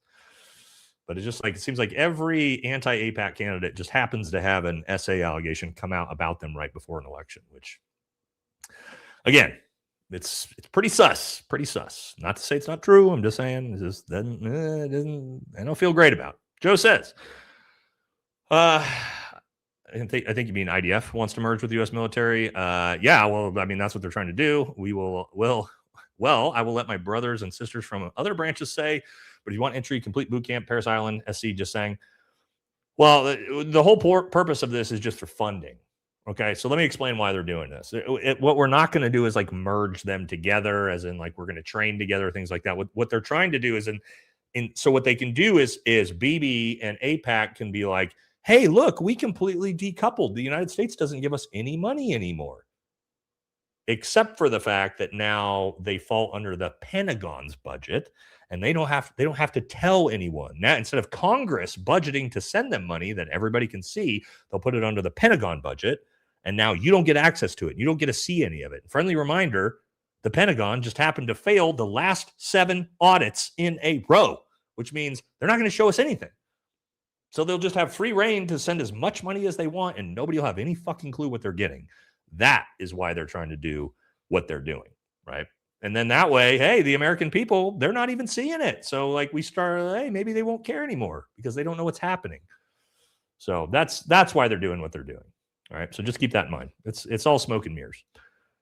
Allegations killed the career, true or false? Well, again, if you're talking about Graham, that's until if he drops out, defamation lawsuit, proves it in court, then that'll give him he'll be able to come back. But if he doesn't do that, then yeah, there's not much he'll be able to do. Orange Meditation says, Nate, we need to form a new political party. Tucker was talking about doing this.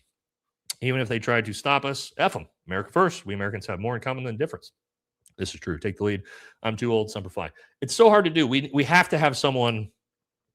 We would have to have someone like a Tucker Carlson figure, or a collaborative approach of the biggest names. Tucker, Candace, right? You got to have all of these people, Sean Ryan, all of these huge names work together and be like, this is the new party. And then someone like Tucker Carlson runs for president under that new umbrella of that party. That's the only way we'll be able to do it, to push through a new third party. And again, I'm just saying, it doesn't have to be Tucker Carlson or Candace Owens. I'm just saying, you're never going to be able to just like randomly start a third party and launch it and go as a candidate to have big success. It's going to take a massive Thomas Massey, right? This is my point. It's going to have a huge support from a broad range of really big, powerful names and figures across the political spectrum, right? To support that type of movement, to get it going, is what I mean. Right? And that's the hard part about the third party system. Everything is designed for two parties. The uniparty does not like third parties. And so the system is working against you at all times if you are a third party candidate, right? Through policy, the way they set up elections, everything is designed to keep you out. So it would have to be a huge collaborative movement. Yeah, and across the political spectrum, right? You would need big names on both sides of the aisles to get on board, right? So you would need Tucker, Candace, Anna Kasparian. Like, you need like a good mix of all these people to launch that type of new party, I think, to do it in the right way. Thomas Massey, Ro Khanna, right? Like, all these names would have to all be on board across the political spectrum to pull it off. Would be very, very hard to do. Not sure if this is accurate, but I figured I would bring it up. Nick Shirley and Tyler Robinson are supposedly half cousins. I've heard this. I thought this was debunked. Dee, I thought it was debunked. I remember like asking somebody about it, and they were like, but again, I don't remember. But I do think this one was debunked. I may be wrong, but I'm pretty sure this one turned out to not be true. Don't quote me. Don't quote me. Thoughts on Lady G being deleted in Ukraine at that drone factory? Sorry, I already talked about it, catching up. Black Scout survival memory. I think it's possible. But I don't think this is because they would use this. They would use this as propaganda against Russia, right? Because it would have been Russia who took him out. The fact that they wouldn't say anything about it if Russia did this, I don't believe that. I think they would have used this as a massive propaganda opportunity against Russia. And so the fact they didn't makes me kind of be like, nah. I kind of feel like he probably just, went out when he was at his house. But again, who knows, right? Who knows? Andy Bashir needs to visit him in person. Mitch? I agree. Massey for Emperor. There could be a worse one. If we were going to have an emperor, I'd rather have it be someone like him. Greatest chosen welfare state of all is learning how to do fast math. Well, I can't do fast math. I don't know. I'm okay. I'm pretty good at math, but I'm not a savant. I can't do like crazy math in my head or anything like that. Thank you, Celtic.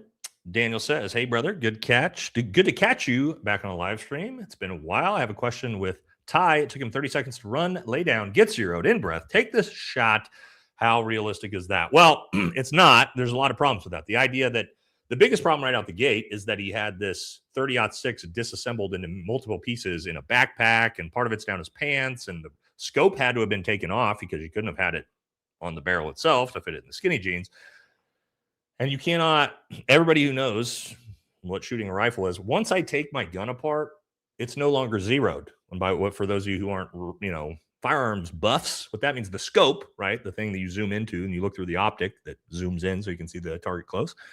You have to actually dial that in to match the boring of the rifle. What that means is the spot on the scope has to match where the bullet hits. And that's not normal. You don't just attach the scope and have that good.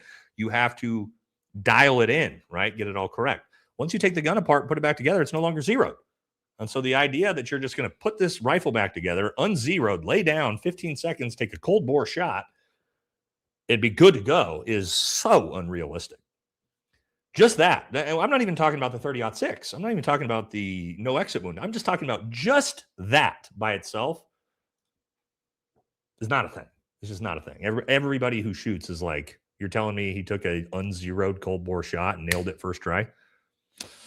That's a tough sell to anyone who actually shoots. Now, here's the thing. People, like, you're asking how long, some way, you can't just zero it with the scope. You have to take by zero. What I mean by zeroing it, the way this is done, is you actually have to shoot rounds to zero it, right? So I'll do what's called a grouping, 3 or 4 shots onto a target. And that's going to tell me where my scope is actually zeroed. Maybe that's 5 inches left, 5 inches high. Okay, well, now I'm dialing it back to match the scope, or match the boring of where the scope, where I want it to go. So I might have to take 3, 6, 9, 12, 15 shots to finally zero all that in. So there is no just getting on the roof, putting the scope back on, and just zeroing it. It's impossible. I mean, you could technically...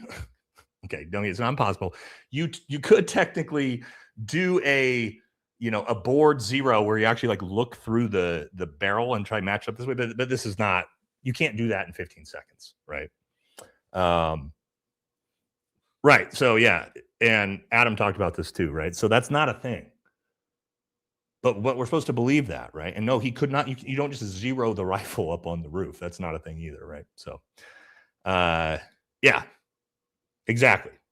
And depending on how far that zero off, and guys, when I say this, there's times when I've been on the range because I get all my students zeroed before we start class, right? Because sometimes they show up with a zeroed rifle, sometimes they don't. You got to make sure you're zeroed to be able to even take the class. There have been times, guys, where at 25 meters on a silhouette, right? A silhouette target, 18 inches or 24 inches by 18 target inches, the optic is so far off that the bullets are not even hitting the target. I have to actually like walk your gun up to about like 5 feet away from the target to at least like get an idea of where this, you could be 30 inches off, right? And so that's my point. It's not like, yeah, the magic zero. We really have like kind of scooted over that about how ridiculous the idea that is. But yeah, that's a big problem, guys, is that just the idea that he just put this gun back together and threw a scope back on, already pretty much you could throw that out the window as being possible. Then you add in the fact that the rifle round and none of it makes sense. It's not great. Anyway, hopefully that makes sense. Sorry. I know all the shooters in the channel already know everything I'm talking about. For those of you who don't really, not firearms, guys and ladies, hopefully that made sense. Okay. Forcing women to give birth is their way of creating more pores. Oh, you mean the pro-life people?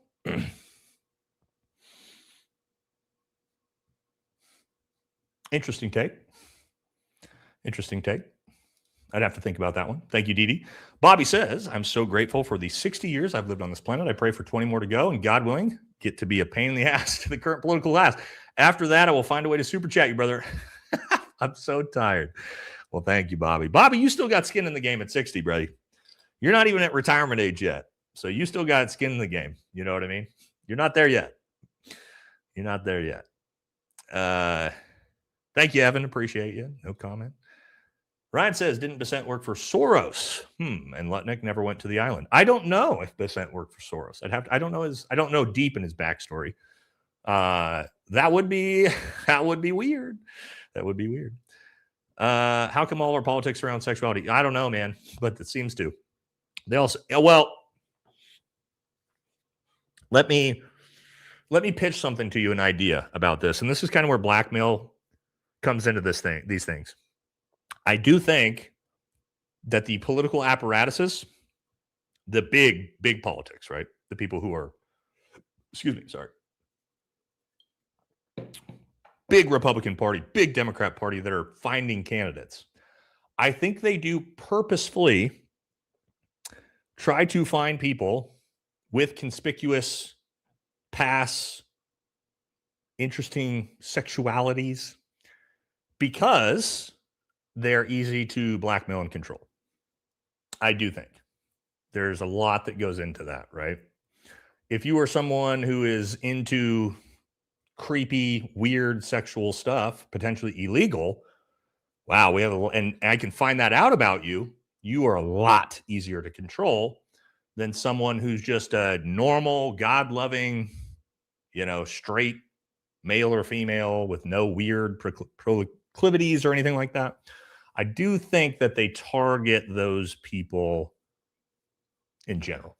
You know what I mean? So that's why I think a lot of it centers around that. All right. I'm late to the party. Sup, fam. I hope you're doing well. Munchkin, thank you. Appreciate you. Honey Badger says, Levette has an old wrinkly spoon in her mouth. I wasn't sure. I didn't know what this was until I read it, but now that I know it is, and that makes me want to vomit. Reminds me of the scene from Big Daddy when Adam Sandler is like, I have his 10-year plan. Hate his 10-year plan. Don't die. Okay, I don't remember that quote, but that's a gross start to that comment. Didn't want to think about that. Thank you. I went down to local you-know-what this morning and talked to Lady G. He said his death is fake news propaganda from Iran. Well, okay. Okay, maybe he was. Here we go. Nikki says Scott Bessent isn't just gay. He was a partner at the Soros Fund Management. His position with Trump's team is beyond upsetting. Well, there you go. I'm gonna assume, since you asked and we had somebody immediately then also comment on top of that this is probably true. That's bizarre. Why is Donald Trump's Treasury Secretary used to work for Soros? I'd like to know that. Good question. I might actually have to do a little digging. Interesting. Thank you. Appreciate you, Nikki. Bobby says missionary was Carr's best. Okay. Best position if you're asking. God, you guys have gotten me a few times on these. Okay. Thank you, Bobby. Ryan says, speaking of private property, Nate, you should get Mitch Wexler on. He has many presentations on the illegality and fraud of property tax. Dude, I hate property tax. I am a huge proponent of completely removing property tax. I think property tax is bullshit. So I'll write that down. I do think property tax is massively illegal.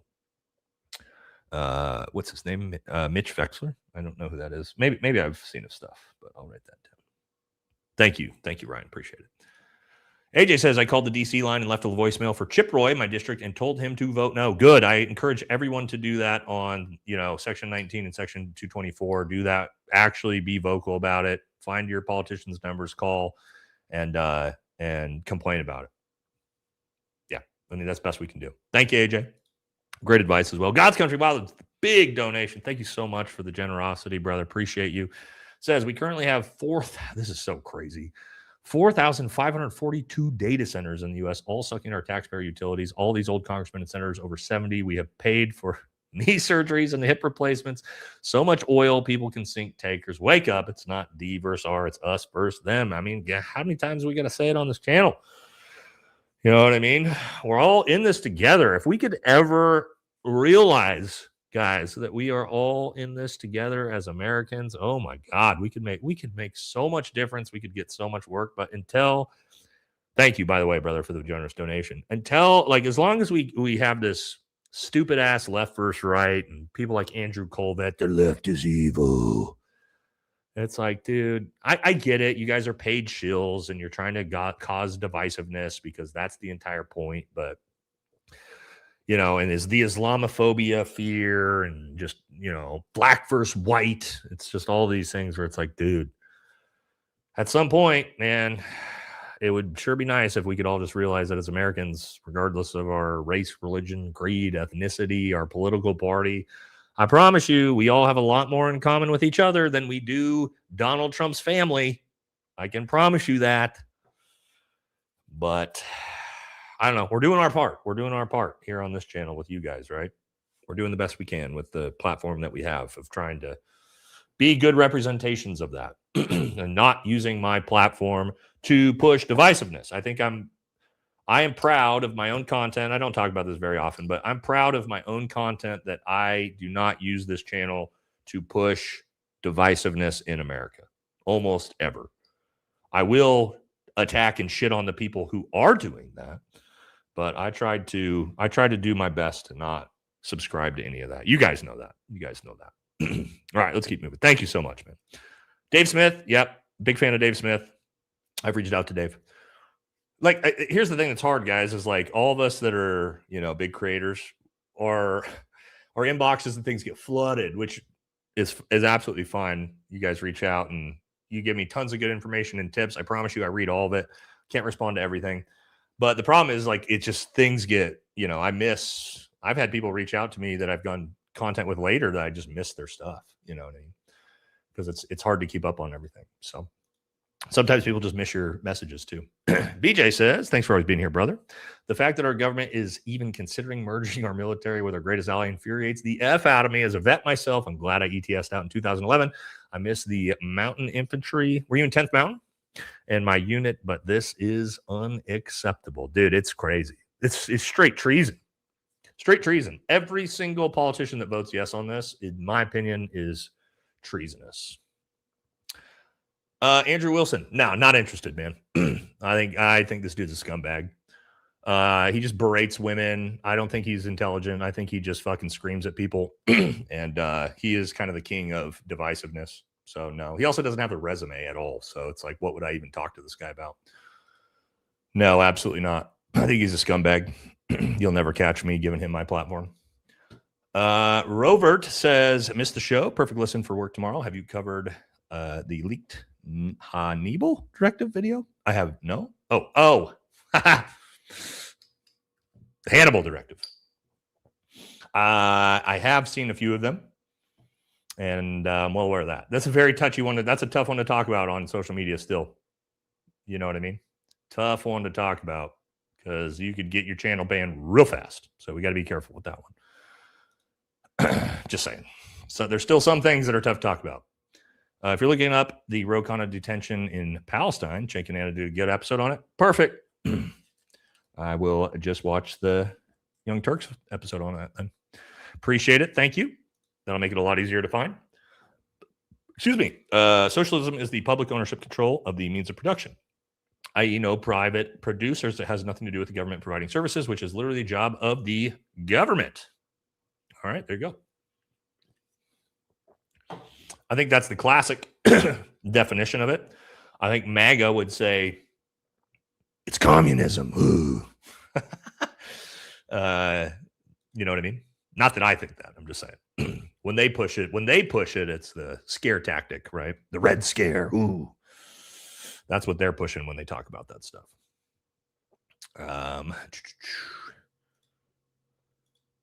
Tip jar. Well, thank you. Thank you. Taxpayers are paying for health care for the you-know-whats as well as housing and college. This is true, by the way, objectively true. Why can't we use those tax dollars for American health care? Oh, that's right. I put that poll up, right? I need to check the results of the poll. What did we see? What did you guys say? Let me see here real quick. Wow, 81%. That's a lot higher than I thought, actually. 81% of you said you do support universal health care with your tax dollars. I do as well. I talk about it a lot. Absolutely. That's one of those things I'm 100% fine with my tax dollars being spent on. I don't think that makes me a communist to want Americans to be able to access medical care. Considering how wealthy our country is, considering the fact we have a fucking trillionaire, I think that we can probably provide medical care for our people. You know what I mean? That's my tax dollars. I'm fine with that. And I'd rather my tax dollars get spent on that than bombing brown people in the Middle East. I'll tell you that. So sorry if that makes me a socialist, then that's fine. You can call me a socialist, but that's one of those things I agree with. Michelle Obama is female. Am I wrong, America? I don't think so. Could you pretty please pronounce Minneapolis as Minnesota? Huge fan. Just always hit the ear wrong when you say it. God bless. Minneapolis, Minnesota. What do you mean? How am I saying it wrong? Keep in mind, I'm from Oregon, right? And how do you in Minnesota? Minnesota. Would you appreciate that? How do you guys say Oregon? Oh, that's right. You say Oregon. So don't judge me how I say your state. Okay? Because I know how you say my state. How about that? Minnesota. Minnesota, don't you know? No, I'm good. I'll use my own accent. Thank you. Thank you. Appreciate you, though. Appreciate you. Just giving you a hard time. Afghanistan vet. Combat cameraman embedded with the 75th and third grouper. Never saw a 7.62 wound. It looked like Charlie's neck. Yeah. Thanks for speaking out, Nate. Cool job, by the way. We always had combat cameraman with us, too. Actually, cool job. Very cool. Thank you. Minneapolis. I don't know how you guys say it. Like I said, I'm not from the Midwest, okay? Sorry, I got an Oregon accent. Deal with it. Cody Nichols says, I have a patent that transforms server farms into desalination plants. Okay, hold on. Once it's complete, I'll show the world what kind of man Graham Allen truly is, and I'll send you a copy accomplished what Graham's masters could not. Okay, well, I would just say, be careful. Anybody who's ever figured out how to do things like make cars that run on water, they don't live very long, okay? So if you've got a really good idea that's going to change the world, please be careful, especially if it's going to upend, big oil or anything like that. Please be careful, because you might just find yourself missing. You know what I mean? You know, they don't like that. Cures for cancer. If you find a cure for cancer, probably release it under a pseudonym name, because they don't like that. They do not like that either. You know what I mean? Breakpoints ran a story on Obama shilling for AIPAC today. They are all owned. Yeah, of course. Absolutely. Blue MAGA. Not a fan of that either. Stacy says, thank you, Stacy. Missed most of this, but popped in to say hi and show support. I just texted Bays, said, get on here. Yeah, I talked to Bays yesterday. I thought he was going to be live around this time, and I was gonna rate him with our audience, but he's not on. Maybe next time. Is anybody on? Are any of my friends on? I want to start doing this. I want to start using our channel to raid our buddies at the end, because we can do this. But I don't think Baron's on. Ian's not on. Bays isn't on. Jesse's not on. None of my buddies are on tonight to be able to raid. But we're going to start doing that. We're going to start supporting our buddies and our creators, right? And doing that. But I don't see any of the homies on tonight. Thank you, Stacy. Adam says, research the Dingle family. Nepotism at its finest. Dingell. I don't know if it beats the Trump kids, but thank you, Adam. Thank you. Cody says, the patent is still with the lawyers and being processed. I will have more than this coming soon. I plan on giving Graham Allen hell soon. Again, be careful if you got something crazy. 8 months, and now I have a Valhalla wardrobe. I'm glad I found y'all. Well, thank you, Stacy. Thank you. Appreciate you being with us here for 8 months. Wow. 8 months. Man, that's crazy. You've been a big supporter of the channel. We're big appreciators of you here, Stacy. Thank you so much. And to all the viewers as well. Keegan, thank you. Welcome. There you go. To Rocket Girl. Appreciate you here. 100% tired of these traders. I think we all are. I think we all are over it, Dee Dee. We are over it. Mesa says, wasn't the American Heroes show supposed to be about highlighting unknown heroes, not liars? What liars? Are you saying that I am highlighting liars? Oh, you mean, are you talking about Tim's show? His American Overdogs or whatever the hell it is? I don't know what the hell. I was like, have I had liars on my... I don't remember. I don't usually platform people I think are liars. I don't think I did that. I think, I'm assuming you mean Timmy.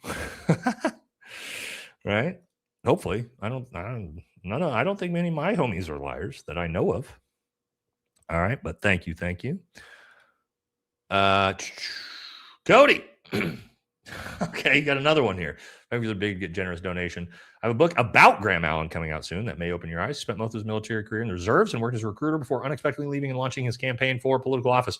Please get me that book when you finish it. I know I have quite a few people who are going to be very interested in that book.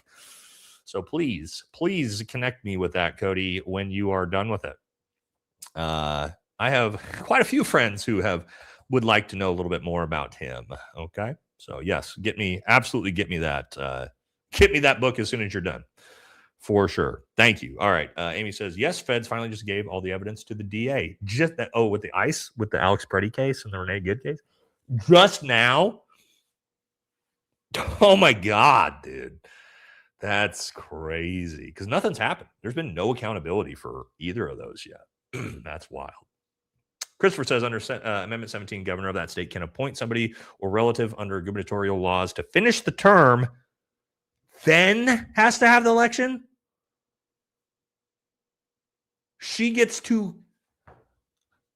Lindsey Graham's sister gets to finish his term as a senator? That could be 5 years. What? Oh my God. Is that true? I mean, I'm sure you looked it up. That is insane, dude. What? Okay. That's crazy. Wow. I mean, I figured they'd have to have a special election, right? You're saying, Adam, are you saying that if they cancel the special election, then that's what happens? But that there should be a special election, right? I don't know. That's crazy. That would be crazy. Start says, okay, let's say a mostly likely sci-fi future currently tracking for Elysium. Privileged elites live on pristine, disease-free space station while the poor scrape by ravaged, overpopular Earth. Yeah, isn't that the premise of that movie? Well, we're probably headed there, to be honest. It's probably in 100 years what we're going to be looking at. Metal says, when someone comments TDS, the best response to make is, I bet you posted that comment on your Trump phone. They get so triggered. Did they even get their Trump phones? I felt like they got like the shitty, what was it? Like a Samsung phone, like the cheap ones. I think that's what they made with them. It's funny. Feds just gave SUV hard drives police cams to the DA. Well, at least finally they did it. Jesus. Bobby says, do we need to look for you on another content that won't let me chat? Coming up, things are getting spicy. Being the content violation vibe here on YouTube. So, yeah, Bobby. So luckily I am putting my content out everywhere now. We're on Spotify, Facebook, Rumble, not as often. Rumble will be the main place probably to look if we ever had something like that happen. And it is, I mean, JD Delay, my buddy JD, he got off another 2-week ban. It is a thing that's possible, right? It is a thing possible with channels like ours that are dissent channels, that are anti-government channels. We do run the risk of this at some point. So, you follow me on Instagram, all the other YouTube or all the other places. We'll expand out. God forbid that happens. You'll be able to find me. But yeah. AJ says he's simple-minded self tried to tell me that Tyler Borsa. Oh, no.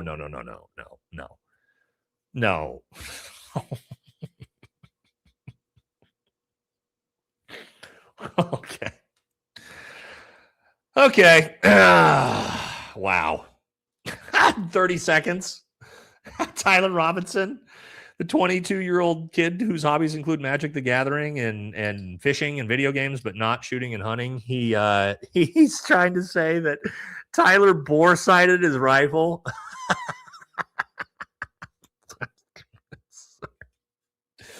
We're fucking the level of shilling. I don't believe that he said that. I don't believe that he said that.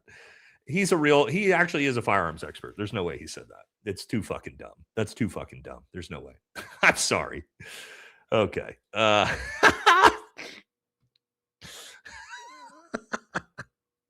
Is that what they're pushing? I'm sorry. Okay. I gotta stop. I can't believe if anybody's trying to push that slop. Okay, that's bad. That's bad. Oh, yeah, I'm sure. Yeah. Tyler bore-sighted his rifle, guys, in 30 seconds on the roof after he put it back together. Okay. Right. All right. Easy hammer. If we oh man. They say I don't know what I'm talking about. Okay. All right, sorry. Let's get it together here. If we merge, could there be a scenario where the IDF could come here to quell up uprisings? Probably not, man. I don't think that's what they're sorry. I don't think that's what they're using it for. I think it's a funding thing. I think they're just trying to make it to where they can increase funding and bury it within the Pentagon system so that way nobody can ever see it again. I think that's the main purpose of it at the moment. Whew, wow. Okay. Thank you, Wilson. Bobby says, my guy, you know as well as I do, a zeroed rifle takes more than one shot. Yeah. Unless you're bore-sighted, I guess. I love your show, but I was wondering if you like someone like Hassan when he says stuff like, the U.S. deserved 9/11. Did I say I like Hassan? Did I say I agree with Hassan? This is what I hate comments like this, right? It's like if I'm willing to, because I said I'm willing to talk to Hassan or do a show with him, that automatically means I support everything he's ever said. I hate people like this, man. I can fucking talk to whoever I want. Left, right, communist, far right. It doesn't matter. It doesn't mean I agree with everything you say because we have a discussion about something. Oh, I get so tired of that. You can't talk to people you don't agree with everything on. It's like, dude, get out of your echo chamber. Please. We can talk to people we don't agree with. Oh, that gets old. Pores, not my intended wording, but YouTube censor servant. Oh, okay, that's a good one. All right. Massey/Kana, 2028 Libertarian Party. When injustice becomes law, resistance becomes duty. Thomas Jefferson. That's a good one, too. A lot of great quotes back then, huh? That we don't live by anymore. Here we go. Do we not deserve anything with all the tax money we pay besides unaffordable cost of living? I feel like we don't get anything. We don't. It's not like your roads are taken care of anymore. It's not like they're building any new bridges. There's no health care. I start to wonder sometimes. I'm like, where are my tax dollars going? I'm really not sure. Even in my state, I'm like, what are you using this on? You're not upkeeping my roads. You're not upkeeping any infrastructure. There's my kids' education gets worse year after year. They're cutting teachers. They're cutting school programs. They're cutting sports. They're cutting theater programs. Like everything's getting cut, but yet my tax dollars keep going up. Where is this money going? Oh, that's right. Foreign countries. So that way they can lobby American politicians with that money. That's where it's all fucking going. You know what I mean? We get nothing out of it. That's what it drives me crazy. That's like this is another reason why MAGA and Republicans are losing the debate against socialism.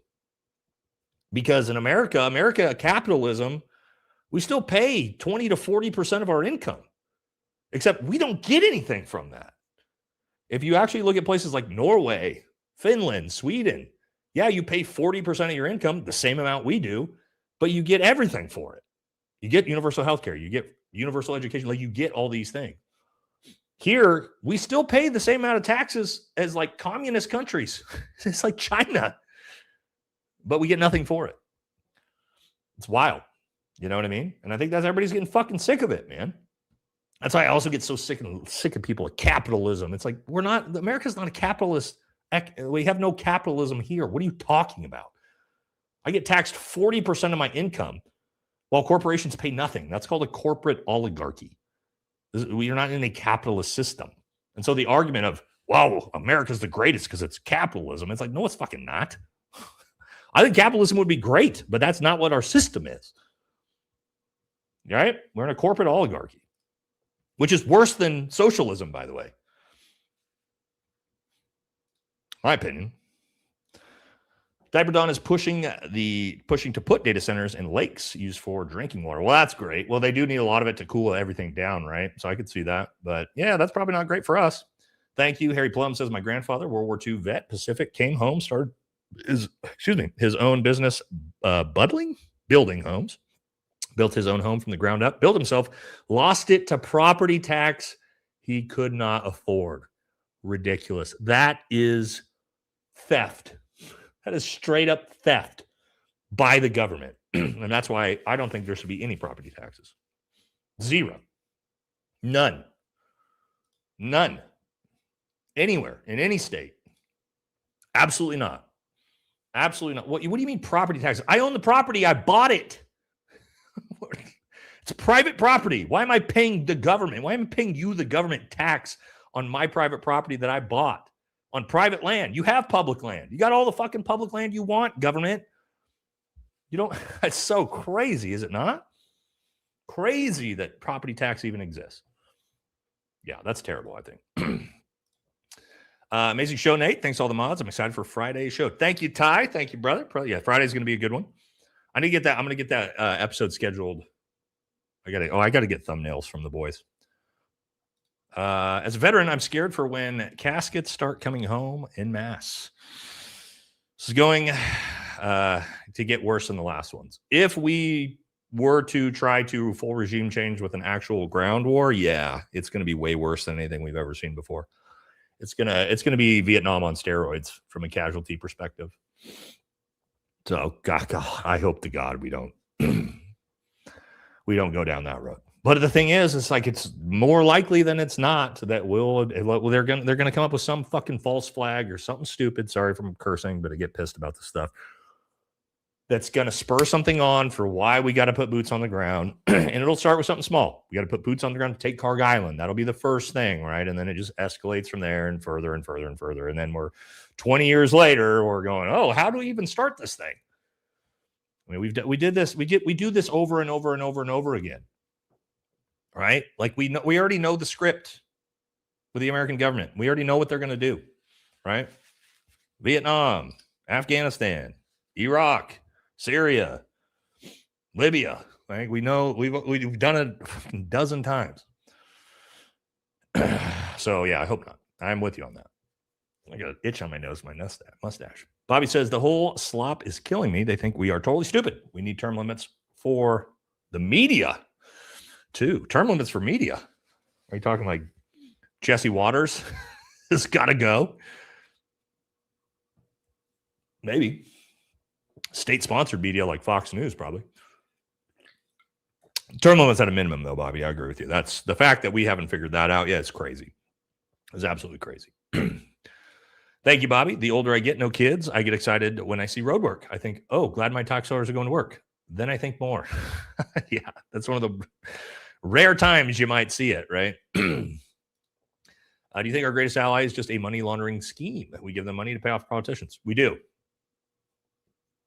Yes, pretty much, yeah. Yeah, they get a lot out of it too, though. Mason says, good Lord, LOL. I asked about the American underdogs earlier in this live. You said you already addressed TK. You posted on IG early saying American underdogs was about unknown heroes. Was asking for an update on that. In September, American Underdogs was about. Oh, that's my show. Me and Tim Kennedy are not the same person. I've done episodes about guys like that, teammates, guys like Nick Lavery. Those are actual, real, legit badasses. Tim Kennedy is doing his own show called American Overdogs. I have not done a show with any liars or anything like that. That's his show. No. The people I've had on my show are all legit. That's a little bit different. Thank you, though. Did you hear Trump say, State says, did you hear Trump say he feels sorry for his kids because of any of their successes people say because he's president?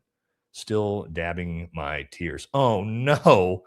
Oh, no. Trump feels bad for Barron that he's only made $150 million at 19 years old because his daddy is the president. Oh, wah, wah. Oh no. Yeah. To your point too, Stacey. I feel so bad for Barron Trump.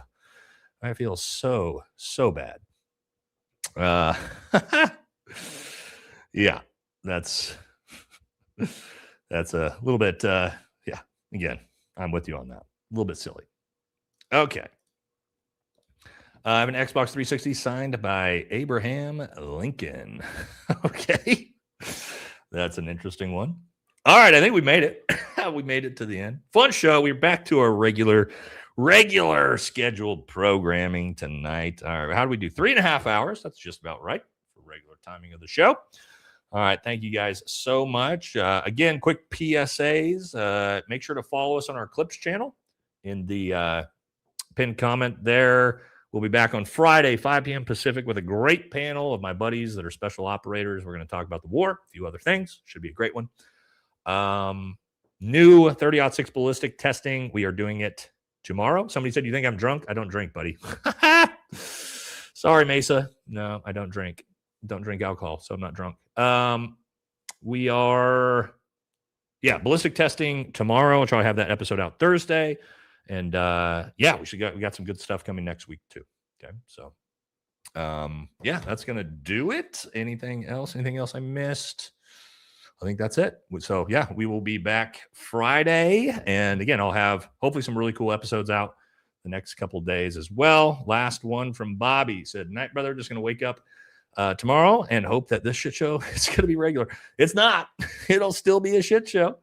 It'll still be a shit show. All right. So, All right. Thank you guys so much. And again, catch us back Friday at 5 p.m. Pacific time. All right. And that is going to do it. Have a great night. And thank you all the moderators. Thanks to all the regular viewers. Thanks to the new viewers. And we will catch you all back on Friday. All right. Have a good night, everybody.